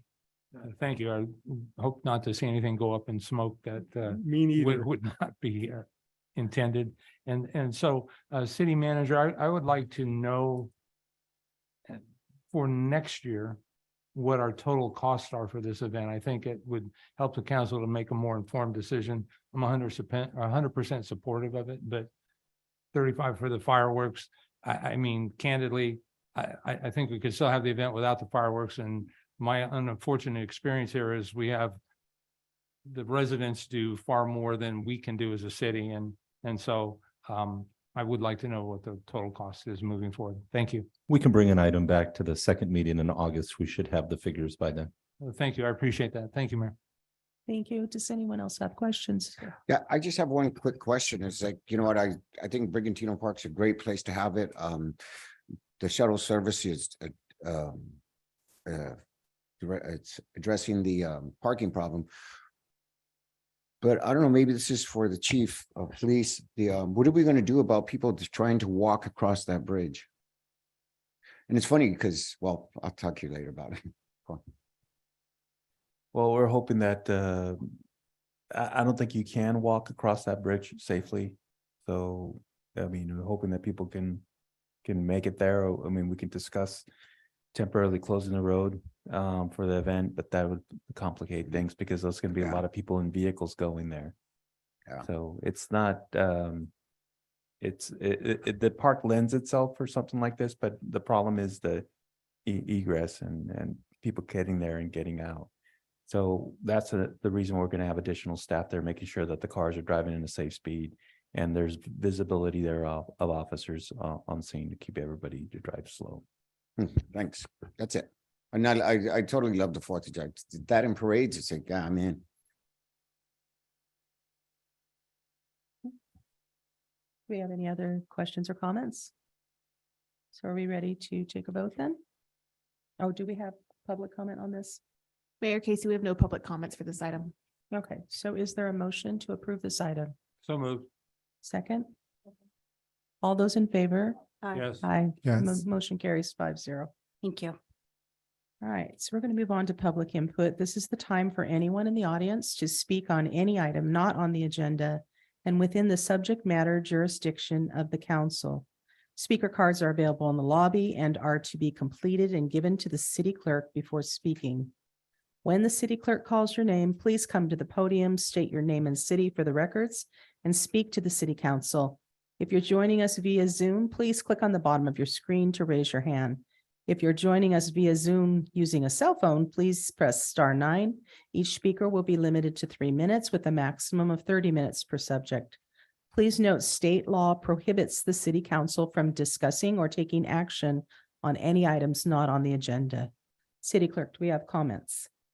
Mayor Casey, yes. Our first public comment is from Sean Tenenbaum.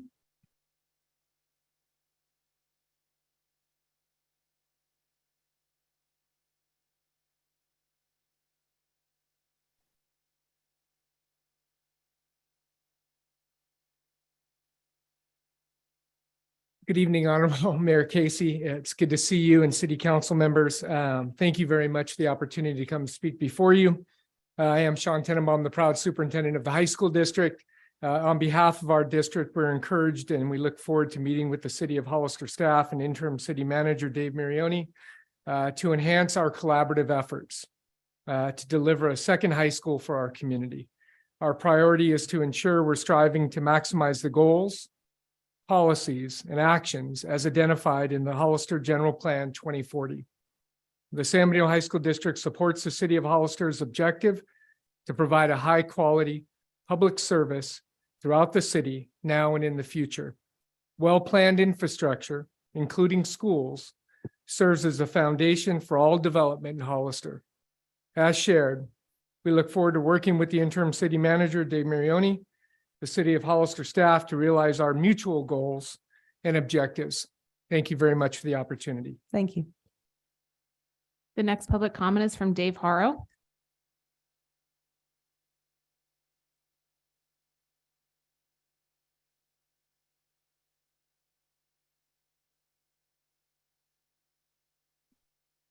The next public comment is from Julio Rodriguez.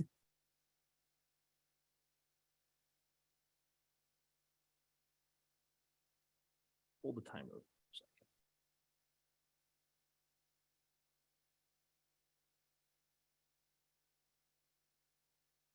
Thank you.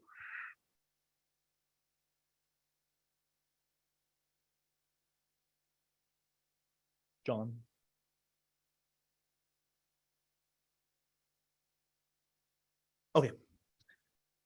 Gonna just read some quotes. Wow, nice surprise. The Community for Better Governments campaign committee has chosen to support me and is putting up their signs, encouraging folks to vote for Mia for mayor. Thank you to the members of Community for Better Government. Very much appreciated. Well, upon looking at Committee for Better Governments, it's very interesting because there was a filed October 22nd, 2020, mailer to oppose Hollister Ignacio Velasquez. This is the same committee that endorsed Sal Mora. Interesting. I find that very interesting. What else? What else we got here? And then it's funny because this is the redacted version. So we wonder, who is Committee for Better Governments? Who is this committee? Oh, I have the unredacted version right here. Committee for Better Governments. The address is 2200 Santa Ana Valley Road. The Del Curtos Construction Company is right there. I'm pretty sure the Del Curtos, they benefit, correct? I mean, I really can't answer questions, but I'm pretty sure they're a construction company. Man, I mean, the ways developers and special interests basically funnel their money to sitting elected officials, it's shameful. You know, just be honest with your intentions. If you believe housing developments create prosperity, then own that. You know, we're over here, wanting to censure Roland because he's, he's calling it out for what it is. But what about lying? I mean, that's not very ethical. I mean, come on. What else do I have? And let's not forget about the, Mia, your husband advocating for the Bill Lee project that really didn't provide any affordable housing. It was embarrassing. It was like, I think 7 units, 7 workforce housing. And this was like 150 unit development, I believe. Correct me if I'm wrong. And let's not forget about the money that the Andersons gave Mia, 4 members of the Anderson committee. And man, that project was a monstrosity. Thank you. The next public speaker is Carson Just- Clower. Can we take a moment, please? City Attorney, am I allowed to respond to remarks that are incorrect or inaccurate? You can wait for your council comments. That would be my recommendation. Okay, I wouldn't I'll do engage so. in a discussion back and forth. No, definitely not. Okay, I'll do that. Thank you. Go ahead, please.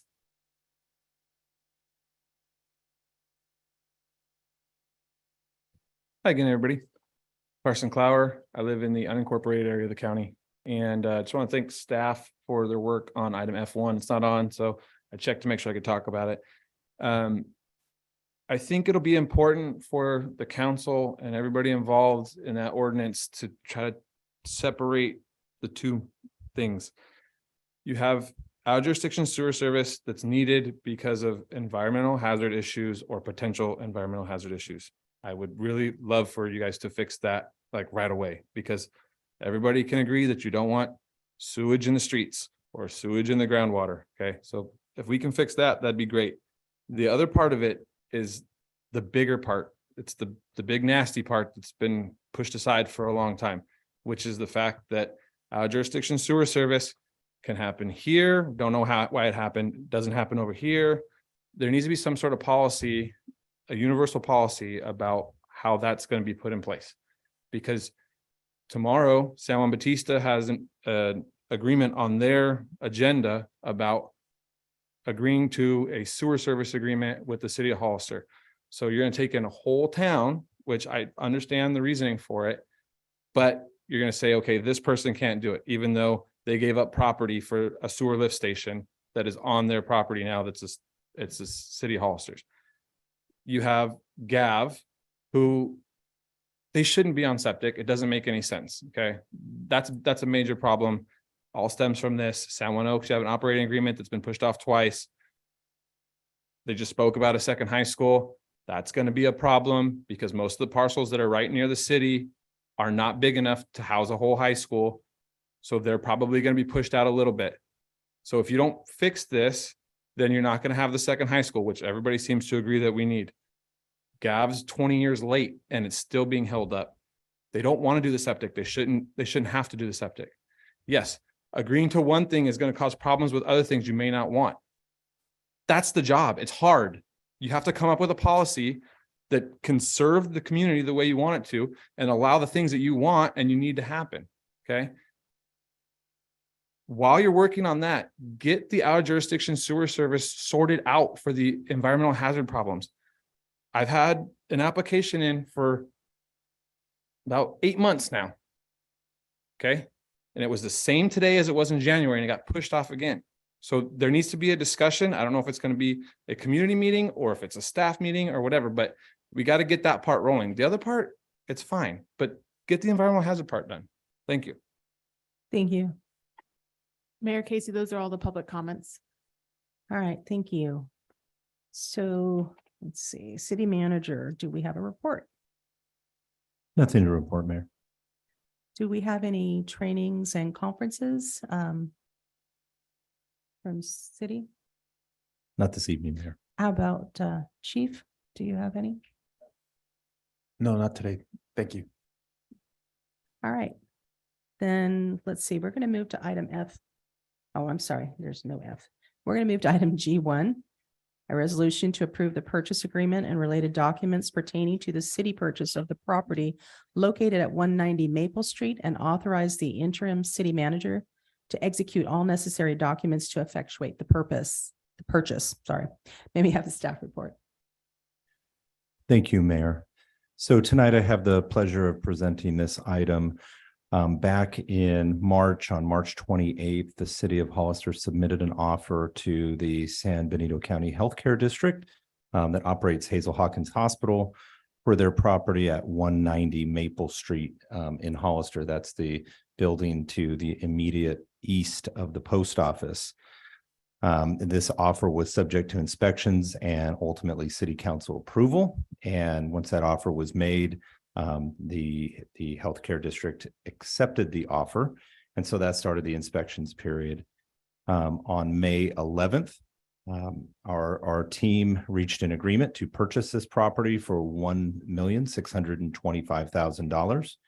And additionally, as part of closing out the sale, there is a prorated property tax of $1,272.99, along with a handful of small fees to effectuate the sale. Staff is seeking council approval to execute the purchase agreement and the related documents and authorize the interim city manager to execute those documents to effectuate the purchase. The plan for this building is as the city continues to grow, as you may know, we have many offices that are providing various city public facing services right down the street. So we have services in this office right next door, and as well as a development services building and the administrative services building. So just on this block alone, we have 4 different offices. And what that does sometimes is it creates some operational challenges. I would say one for our constituents. They'll go to the first door they see, and rightfully so. I mean, we even have, due to historic natures, 2 buildings on the same street that say City Hall. And so oftentimes we'll get folks that go back and forth even between those buildings.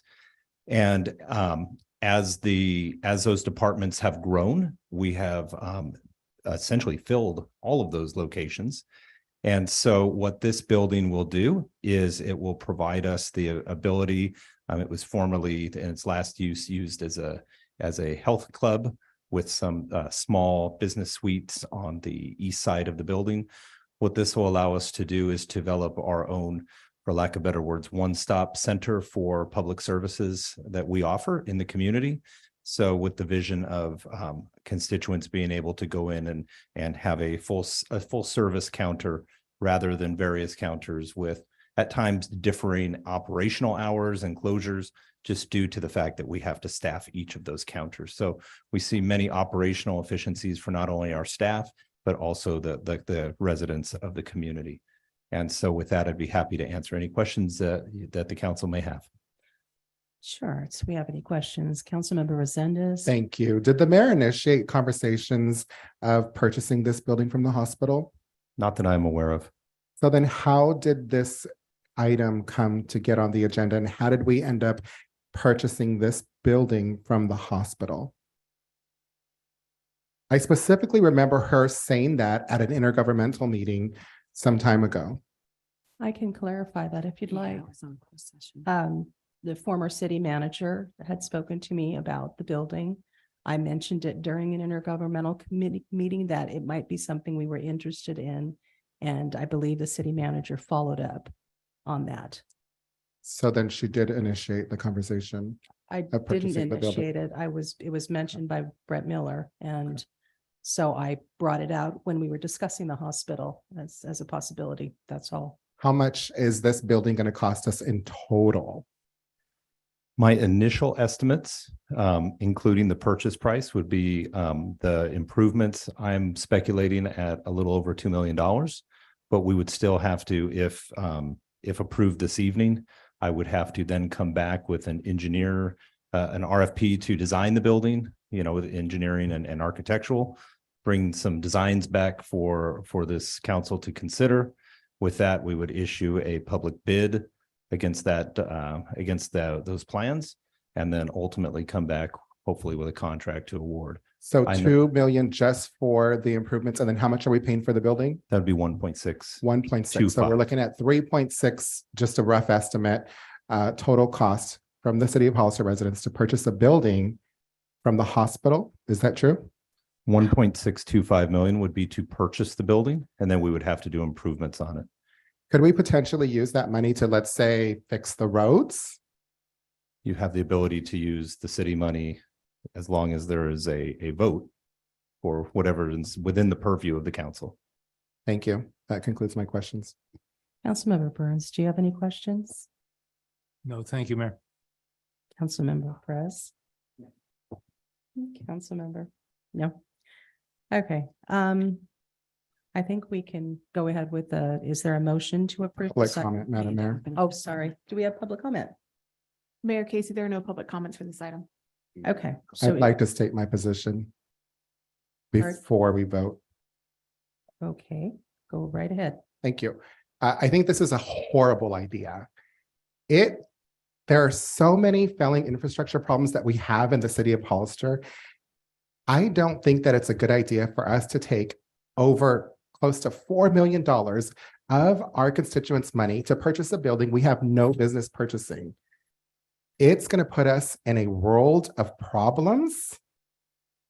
The hospital is failing for their own reasons, and we have no business purchasing a building from them at this moment. We should be taking care of our own constituents' needs, and we should be fixing our roads, not purchasing a building from Hazel Hawkins Hospital. Thank you. Any other comments? I'd like to make a motion. Second. Wait. Oh, are we gonna do public comment? The Public public comment. comment was open and closed. Okay. It's closed. Let's get, council, if you want It's to. closed. At this point, I think we're going to take a vote. Sorry. You had a motion on the table. Was there a second? I'd like to make a motion to approve the hospital purchase. Second. All those in favor? Aye. Yes. All those opposed? No. Motion carries 4-1. All right, moving on to a resolution of the City Council of the City of Hollister authorizing the Hollister Fire Department to release a request for proposal for consulting firms, consultants to develop a fire department master plan, standards of coverage, and strategic plan. Can we have the staff report? Good evening, Mayor, council members, Bob Martin Del Campo, Fire Chief. So what you have before you, 2023, 87 is a release for a proposal for the way ahead for the fire department. A brief description: the fire master plan and standards of cover and strategic plan will include a review of the history, how we got here, a review of the current operational function and program based status, complete with the community risk assessment, assesses and prioritizes the expectations of the community through community outreach, engagement, future growth opportunities through annexation, contract for service, consolidations, and or mergers. And then it gets into a standard of cover of and what standard of cover means in this industry is you've got this vast area, you have densely populated areas, and you need to address that for demands of service. Where's your next fire station going to be placed at? Where's your fire station going to be placed at, and with what type of equipment? If it's going to be near, for instance, Highway 56 or 156, are you going to have a type 1 structure fire engine? Are you going to have a wildland engine, or is it going to be a crash rescue engine to address vehicle accidents out in that area? All of those analysis will come from this master plan, which is a 10 to 15 year plan. Standards of cover will tell you the strategic location and size of FTEs to staff it with, and then your strategic plan will be the 3 to 5 year plan. It'll give us the way ahead for the organization and this growing community. And that concludes my report. I'm here for questioning. Do we have questions from councils? Councilmember Burns. Thank you, Mayor. Chief, I think this is a great idea and long overdue, I think, as well. My question is simply, any sense for what we're going to pay to push this forward, or not to exceed number? And the bigger question is, how do we defer some of that cost to San Benito County, since a lot of the services we provide that this will cover are going to be consumed by them? I can almost answer the first question, and the second question I'm going to have to refer to my boss. But so what I talking to some of the consultants out there and trying to get information on what should consist of a master plan. The chatter that I'm hearing is anywhere between 60,000 to 75,000 for a complete plan of all three of these categories. As far as retrieving costs, I'm a firefighter with a gold badge. I'd have to refer to my boss here. When we get a better idea of the costs, I'll be more than happy to work with CAO Espinoza to discuss this. Perfect. Thank you. I can't say how great this is and how overdue I think it is. Thank you both. Thank you. Are there any other questions? If I may, so is any of this information, so like what we were talking about in our fire committee? Yes, it absolutely is. So the feasibility study that will assist in giving us the analysis to form the fire district will be formulated from the assessment of all three jurisdictions financially. It'll include LAFCO, fire district law, everything that we need to know to comprise the fire district. That information coupled with this is going to be a hardened structure for the department as far as getting information from the community and giving us the way ahead for a 10 to 15 year plan. Yeah, that's what you answered it perfect. Thank you. Any more questions? Do we have any other questions, council? Do we have public comment? Mayor Casey, we have no public comments for this item. Okay, is there any further discussion or deliberation? Anyone? Councilmember Burns, nothing? No, thank you, man. Okay, Councilmember Sanders, no? No? Okay, then can I get a motion to approve this item? So moved. Second. All those in favor? Aye. Aye. Yes. Yes. All right, motion carries 5-0. Moving on to item 3, resolution number 2023-88. A resolution of the City Council of the City of Hollister approving the draft engineers report for the levy and collection of assessments for landscape and lighting district number 93-1 for fiscal year 2023-24. Good evening, Mayor, members of the City Council. This is leading up to our June 5th public hearing on approving the landscaping and lighting district fees for about 4,000 residents in the City of Hollister. Today, we're going to address the draft engineers report and ask you to approve it or amend it or modify it and approve it. And followed by the next item is adopting a resolution of intention to have that public hearing on June 5th. So the Engineers report has largely unchanged for the last decade or so. The fees are used to pay for maintenance of lighting and landscaping within several subdivisions. Sunny Slope is a unique subdivision within this landscaping and lighting district report because it has more landscaping to take care of, which is identified in the report. But the report has been essentially the same for the last several years. There has been no change in assessments, and we ask that you approve the report or modify it and approve the report. All right, do we have questions from council? Councilmember Burns. Thank you, Mayor. Sir, is there a way to use some of the monies collected through the assessment of these fees to maintain and paint the sound walls? If they're covered by the assessment, yes. And so what does that mean if they're covered by the assessment? I'm not certain which sound walls are addressed in here, Okay. but I can go back and make sure they. No, I 100% support, but I am beyond frustrated with trying to get the sound walls that are not part of homeowners associations painted. They haven't, Sunny Slope's a classic example. As far as I know, in 30 or more years that subdivision has existed, they have never been maintained, let alone painted. And frankly, the watering system out there, prior to your arrival, conversation was we're going to work with the water departments that provide service like Sunny Slope to get a ground cover that would be low maintenance. And I don't know that the watering systems have ever been completely fixed out there. It's one of those things that just historically has either been ignored or kicked down the road. And so we absolutely need to figure that piece out, and whether it's through this process or another process, we need to figure it out, because frankly, a lot of the neighborhoods with these sound walls are starting to look somewhat trashy from the graffiti, where you'll have a paint over and then there'll be another graffiti and the paint over will be of a different color. And it's embarrassing. And so I 100% support these fees, but if these don't cover that or those issues, then we need to figure out how to do that. Thank you. I appreciate that. Councilmember, if I may, these fees cover, in looking at the report, approximately $28,000 of the $223,000 is dedicated for sound wall maintenance.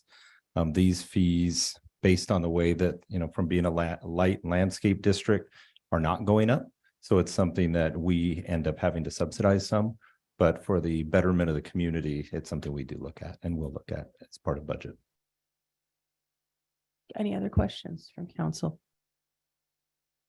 No? Do we have any public comment? Mayor Casey, we have no public comments for this item.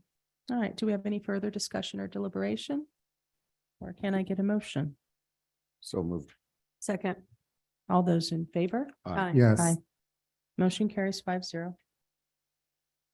Next item is resolution number 2023-89, a resolution of the City Council of the City of Hollister adopting the resolution of intention of the City Council to levy and collect assessments for landscape and lighting district number 93-1 for fiscal year 2023-24, and setting the public hearing by the City Council for the levy and a collection of assessments for landscape and lighting district number 93-1 for fiscal year 2023-24 for June 5th, 2023 at 6:30 p.m. in City of Hollister, City Council Chambers, 375 5th Street, Hollister. You're still there. I know. Mayor, members of the City Council, the purpose of this resolution is to have our meeting on June 5th. Okay, are there any questions? No. Any public comment? We have no public comment for this item. Any further deliberation? Or can I get a motion? So moved. Second. All those in favor? Aye. Aye. Yes. Okay, motion carries 5-0. Number 5, an ordinance number 1234 of the City of Hollister amending section 2.04.320 of chapter 2.04 of the City of Hollister Municipal Code relating to city council salary. Do we have a staff report? Yes, Mayor and Council. So this item is to introduce an ordinance regarding increasing the city council salary. Currently, city council salary is at $400 per month and has been that way since 2002. The government code allows the salary of council members to be increased in an amount not to exceed 5% for each calendar year. It's been 21 years since the last adjustment to the city council salary. So the council is eligible for a salary increase up to 105%. This cannot be compounded per an attorney general opinion that we located. I know last time I talked about the possibility of compounding. So a 105% increase to $400 is $820.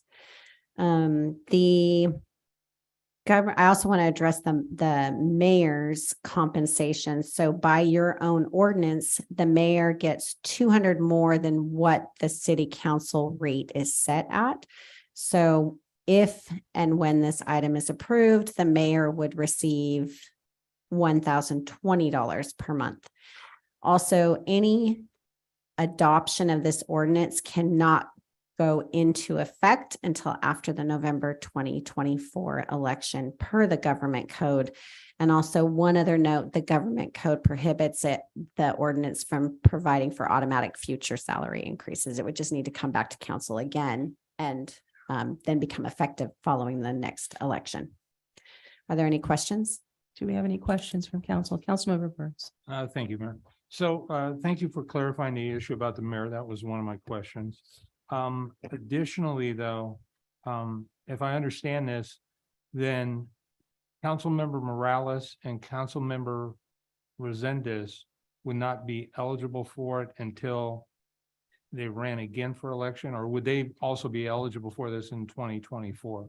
Everyone would be eligible for it in 2024. Okay. Thanks. I've been led to believe otherwise. And so, so this only talks about salary. This doesn't talk about the potential $50,000 council members are eligible for health benefits, correct? Correct. And did we ever get an understanding of the PERS retirement if a council member is on council 5 or more years? Yeah, I believe you do qualify for some form of PERS retirement. Okay, so in this case, then it would be like at $800 or so dollars, 96, about $10,000 a year council benefit plus another 50 up to 50 in health benefits and retirement. If the health benefits count towards salary, I don't have the CalPERS rules Okay. memorized, but Okay, all right. you're saying no? Dave? Yeah, I didn't think so. No, it's a benefit, but it's not calculated in your compensation formulas for PERS. Okay, all right, but it's still compensation. But it's a tangible benefit Is that comes along with the package. $50,000 tangible benefit up to, it seems to me that 50,000. Yeah, I'm gonna ask Mr. Astorga, Yeah. I believe it was 50,000, so I'm gonna have him chime in with the numbers. Thank you. Good evening, Casey Starga, Admin Services Director. To clarify the number, it's roughly $38,000 specifically for the benefits portion, which is approximately $3,200 per month. Okay, and that would be for health, medical, I'm sorry, for health, vision, and dental? Yes, correct. Okay, thank you. Appreciate the clarification. That's all I had, Mayor. Thank you. Any other questions? Yes. Casey. Thanks.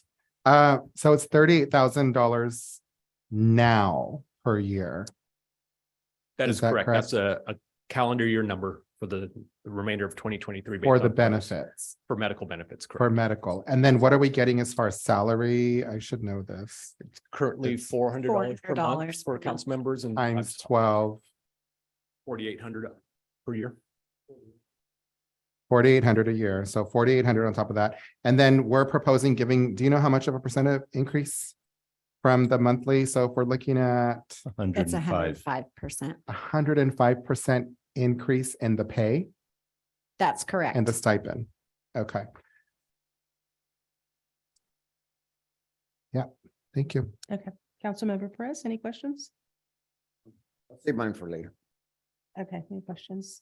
I just wanted to clarify, what percentage, so you don't get the 400 when you retire after you're vested 5 years, it's a percent of the total compensation, and I'm not sure under what tier the city of Hollister is, whether it's at 2.5, at 55, or 62 or something like that. 67, since we're considered PEPRA employees. Can you clarify what percentage? So it would be, we can do the math really quickly. Can we? Yes, we can. I don't have that information readily available right now. So Pepper employees are going to be, I think, 67 years old. So there's a percentage and it's 2 or 2.5. Only certain peace officers have 3%. And because we were all elected after PEPRA was enacted, which is legislation, then we would be eligible for retirement, meaning that we could collect or draw down when we're 67 years old. And it would be either 2.2% or 2.5. More likely it would be 2%. Be 2% times your years of service. So if someone was only in, like if they were completely non-PERS, I think it gets very complicated when someone has a public sector job and then they take office. It gets really complicated, and I would not want to opine on anybody's retirement formula. Sure. If you had someone that was just never worked a day in public sector, one with a 5-year vesting, they would have to be reelected by nature. So it would be on the 5th year. And then there is the formula, which is a years of service times the percent, which is a multiplier at that age. And it's based on that, whatever salary, highest paid salary for the year, and you choose the year. So if you're getting $4,800, it would be 2% times the number of years at the highest rate, let's say $4,800, and that's what you would get. So it's not going to be a lot. You can't rely on that for retirement. My question would be, I get what Councilmember Morales is saying, but it's also based on the percentage of time you work. We're not considered full-time employees, so you aren't getting 2% of the entire, right? It's percentage, like if you're, I don't know what we're considered, quarter, half-time. So we're talking about a very negligible amount, aren't we? And PERS will, if you contact PERS regarding your retirement benefits, they will help you calculate whatever the retirement is and give you advice regarding how many years you're just part-time here, what your salary is. So I recommend going directly to PERS. I have Did you have a something just real question? quick. Is this a And question? It's a question. Okay. Actually, it's to Dave or Mary. So just because 2024 comes around and everyone gets a raise, doesn't mean you have to take it. Doesn't mean you have to take any money. No, the government code says you are not obligated to take it. So if we didn't want it, we didn't have to take it. Correct. Okay. Or if you could donate it. Yeah. Thank you. Okay, do we have any public comments at this time? No public comments. She's shaking her head. All right, so do we have further discussion or deliberation? Councilmember Burns? Thank you, Mayor. One final question on the benefits piece. When you're considered some level of an employee for the city of Hollister, and after you retire, are there medical benefits that are provided as part of that retirement? In general, yes. It may be specific based on the labor group that represents that individual, at what level of benefits are covered. But in general, yes. Okay, thank you. Thank you, Mayor. Councilmember Resendez. Thank you.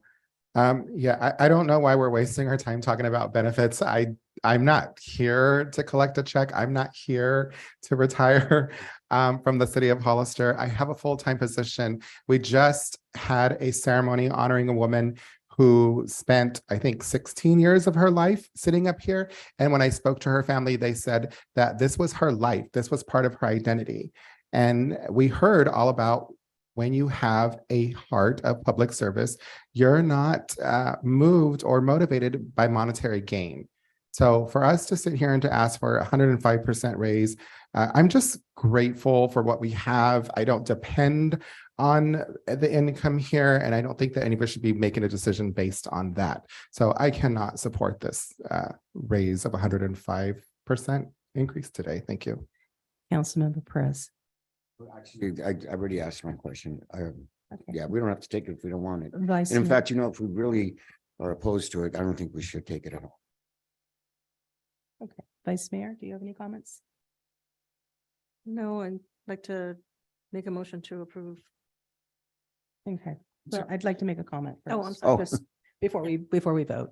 So, I'm not looking at salary here either, but I recognize that not everyone has means. And my thought is that opening this up so more people to be able to participate. If you're a single mother and you need care at night, that's a cost. Why should you have to put that out? If you're getting a decent stipend, it can help offset the costs that you would be incurring to do this job.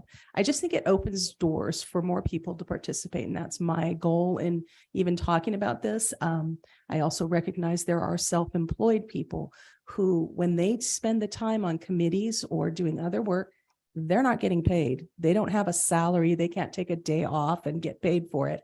It impacts them. It impacts them financially. So that's the only thing that drives me as far as this, and the fact that it's been 20 years since any kind of upgrade, and we're not talking millions of dollars here. It's from like 400 to 800. That's just my thoughts. So, yes. Mayor, I'd just like to call for a roll call vote, please. Sure. All right, can we make a motion first then? You made a motion, and is there Motion to approve. a second? Second. All right, so all those in favor? Aye. Oh, I'm sorry. Yes, for roll call. Go ahead. Councilmember Perez, Okay, yes. Councilmember Resendez, No. Councilmember Morales, Yes. Councilmember Burns, No. Mayor Casey. Yes. Motion passes 3-2 with Councilmembers Resendez and Burns opposing. All right, so we're going to move on to reports from city council members on the committees on which they serve. Councilmember Burns, do you have anything to report? No, Mayor, thank you. Councilmember Resendez, do you have anything to report? Thank you. I do. Just the LGBTQ plus meeting that we had this past Friday. This is one of the buttons that they've made. It has the city of Hollister. I love the city of Hollister. And I think this button was voted on from the Arts and Culture Commission and approved, maybe not.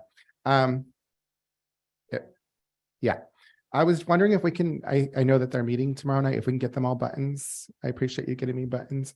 And then just generally speaking, it's all coming together. Congressman Zoe Logfin is coming. We're going to have other elected officials there. We're going to have food trucks. We're going to have free breakfast burritos, but just a certain amount of breakfast burritos, conchas. We're working on entertainment. So it's all coming together. And yeah, I look forward to the next meeting, and we'll get the advertisement out soon. Thanks. Councilmember Perez, anything to report? Nothing to report. Vice Mayor? We are having, AMBAG is having a retreat on the 17th, and I was elected or voted on the budget committee, so I look forward to serving on that as well. I'm sorry. Oh, yes, please go ahead. Okay, the integrated waste management meeting, sorry about that. We were discussing the dump, the landfill, and it seems that we're getting mixed numbers from and so we're going to be figuring out which numbers are the right numbers, and once they get that, they're going to be bringing it back to us and also to the Board of Supervisors, and I'm sure they'll do a presentation here also. That's it. Okay, I have nothing to report tonight on committees. So do we have informational reports from the council? Council member. Thank you, Mayor. I'd like to ask the council's consideration for a proclamation or resolution recognizing Hollister High School for their recent award for being a green campus. That was an amazing recognition, I think, and I think it'd be worthy of this council's recognition. Thank you, Mayor. Councilmember Resendez. Thank you. I have a couple of requests for streetlights, and I guess we can connect offline. One is on Nash, and then one is the street where A&W is at. So thank you. They also want speed humps on Nash. So anyway, I'm trying to explain to people why we can't have speed humps. I'm wondering what happened to the over budget that me and Dolores went on their trips to Washington, D.C. and all that. Why has that not come back? We had a consensus. Why has that not been back to the council? What's going on with that? Staff is working on putting that together, of the district, the overall district funds. Yeah, I Staff think is working on that's putting that pretty down important. The together. public needs to know that within a couple of months, Mia Casey went over her budget and treated herself to a trip to Washington, DC, and we still haven't talked about that. So I think we need to have that conversation. The other thing is the art impact fee. Why has that not come back to the council? Or where are we at with that? I'm gonna ask our Parks and Rec interim director, Tina Garza, to touch on that. Good evening. That item will be brought to our council June 20th. Perfect, thank you. And then last, but certainly not least, thank you, Tina. Thank you to the Valdivia family for the lovely ceremony, dedication ceremony at the community center in her honor. And there's one person up here that we really need to recognize and thank, and this person doesn't like to be recognized and thanked, but if it wasn't for Councilmember Tim Burns suggesting that we dedicate the building to her, it would not have happened. So thank you, Councilmember Tim Burns, for that. Councilmember Perez. Speaking of false information, I'm the one that came up with that a long time ago. Anyways, but the I'm gonna start with, did we get a number on the sidewalks? We were gonna get how much funds are available and stuff? I don't have that with me, but that was emailed out probably 2-3 weeks ago. Oh, probably. I'm sorry about that. The I'll be happy to push it up to the top of the inbox tomorrow. more lights on 6th Street. Do we know what's going on with those ones?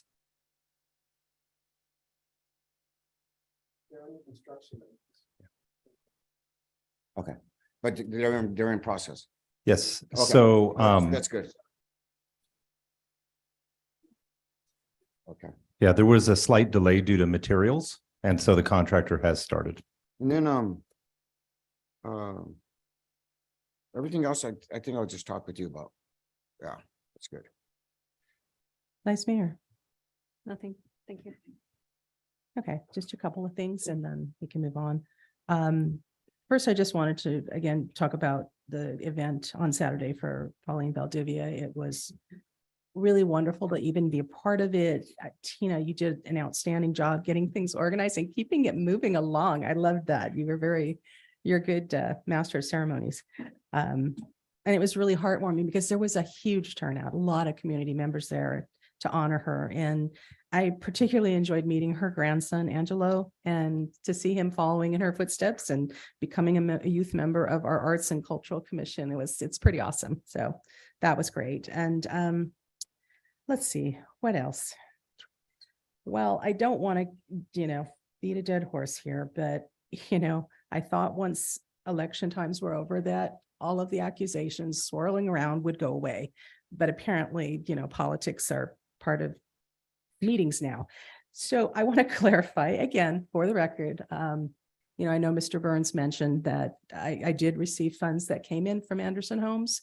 I received them from a couple other folks. But at the end, after I was elected, I went through my things and I returned funds because I didn't want this kind of swirling accusation. So no, not funded by Anderson Homes, not funded by Bill Lee. And also we had a speaker earlier who mentioned the Committee for Better Government and tried to imply that the Del Curdo Construction Company is behind this group. That's a totally inaccurate statement.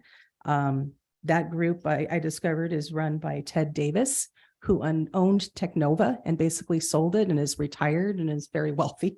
And the Del Curdo Construction, there is a gated community of about 4 homes.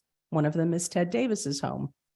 Down the road from him is Darren Del Curdo. That's his home residence, that address on Santa Ana Valley Road. That is not, there's no relation other than the fact they're neighbors and I think they're friends. I'm not sure, but I'm just tired of that kind of rhetoric trying to attach, and demonize people in town anyways. And Ted Davis has done a whole lot for our community.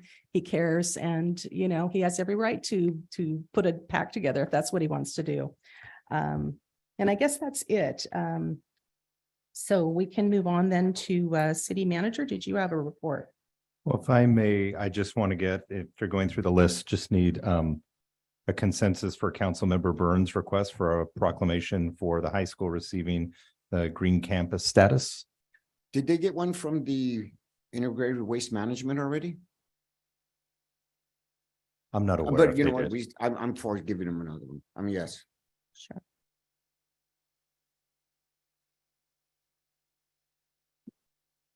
Nothing to report. Okay, so city attorney, do you have anything? Nothing, Mayor and Council. City clerk? Yes, Mayor, we did receive a request for a proclamation for Ms. Jenny Cullenberg for California Mom of the Year. And in accordance with our policy, you do need consensus to bring that forward at the next council meeting. So there was a request for a proclamation for her. Can you clarify Mom of the Year? What For, group for the was state this? of California, Oh. I'm gonna have to. Can I ask a question? Who made that request? Her husband, Roger Cullenberg. That's sweet. I definitely support that. It is, looks like it's called American Mothers Association. All right. Is there consensus for that? Yeah. Okay, thank you. Absolutely. Okay. Chief, did you have anything? I just wanted to share something with the council earlier today, this morning, in observance of Peace Officer Memorial Day. We had a gathering at the Kmart parking lot. Many of our area law enforcement officers were present, and we had a short memorial in honor of the 10 California-based officers that were killed in 2022. And over the radio, our dispatchers read their names. And if I could, I wanted to share those names with you as well. And it was Officer Fernando Uriel Arroyos, LAPD, end of watch, January 10, 2022. Officer Tyler Linehan, Elk Grove Police Department, end of watch, January 21st, 22. Deputy Yesaya Cordero, Riverside County Sheriff's Office, end of watch, January 29th, 2022. Deputy Aubrey Phillips, Alameda County Sheriff's Office, end of watch, February 12th, 2022. Nicholas Vella, Huntington Beach Police Department, end of watch, February 19th, 2022. Officer Jorge David Alvarado Jr., Salinas Police Department, end of watch, February 25th, 2022. Border Patrol Agent Daniel Humberto Salazar, end of watch, May 13th, 2022. Officer Houston Ryan Tipping, LAPD, end of watch, May 29, 2022. Sergeant Michael Domingo Paredes, El Monte Police Department, end of watch, June 14, 2022. And Officer Joseph Anthony Santana, El Monte Police Department, end of watch, June 14th, 2022. Thank you. Thank you. Mia, I would suggest that when we close the meeting, if it's appropriate for us to close in their memory. Thank you. Be fine with that? That's just council plan. Okay, absolutely. We're going to move on to updates on city council projects. Nothing to report. Okay. So when we're going to move on to adjourn, do we have a motion to adjourn the meeting? So moved. Is there a second? All those in favor? Aye. Meeting's now adjourned.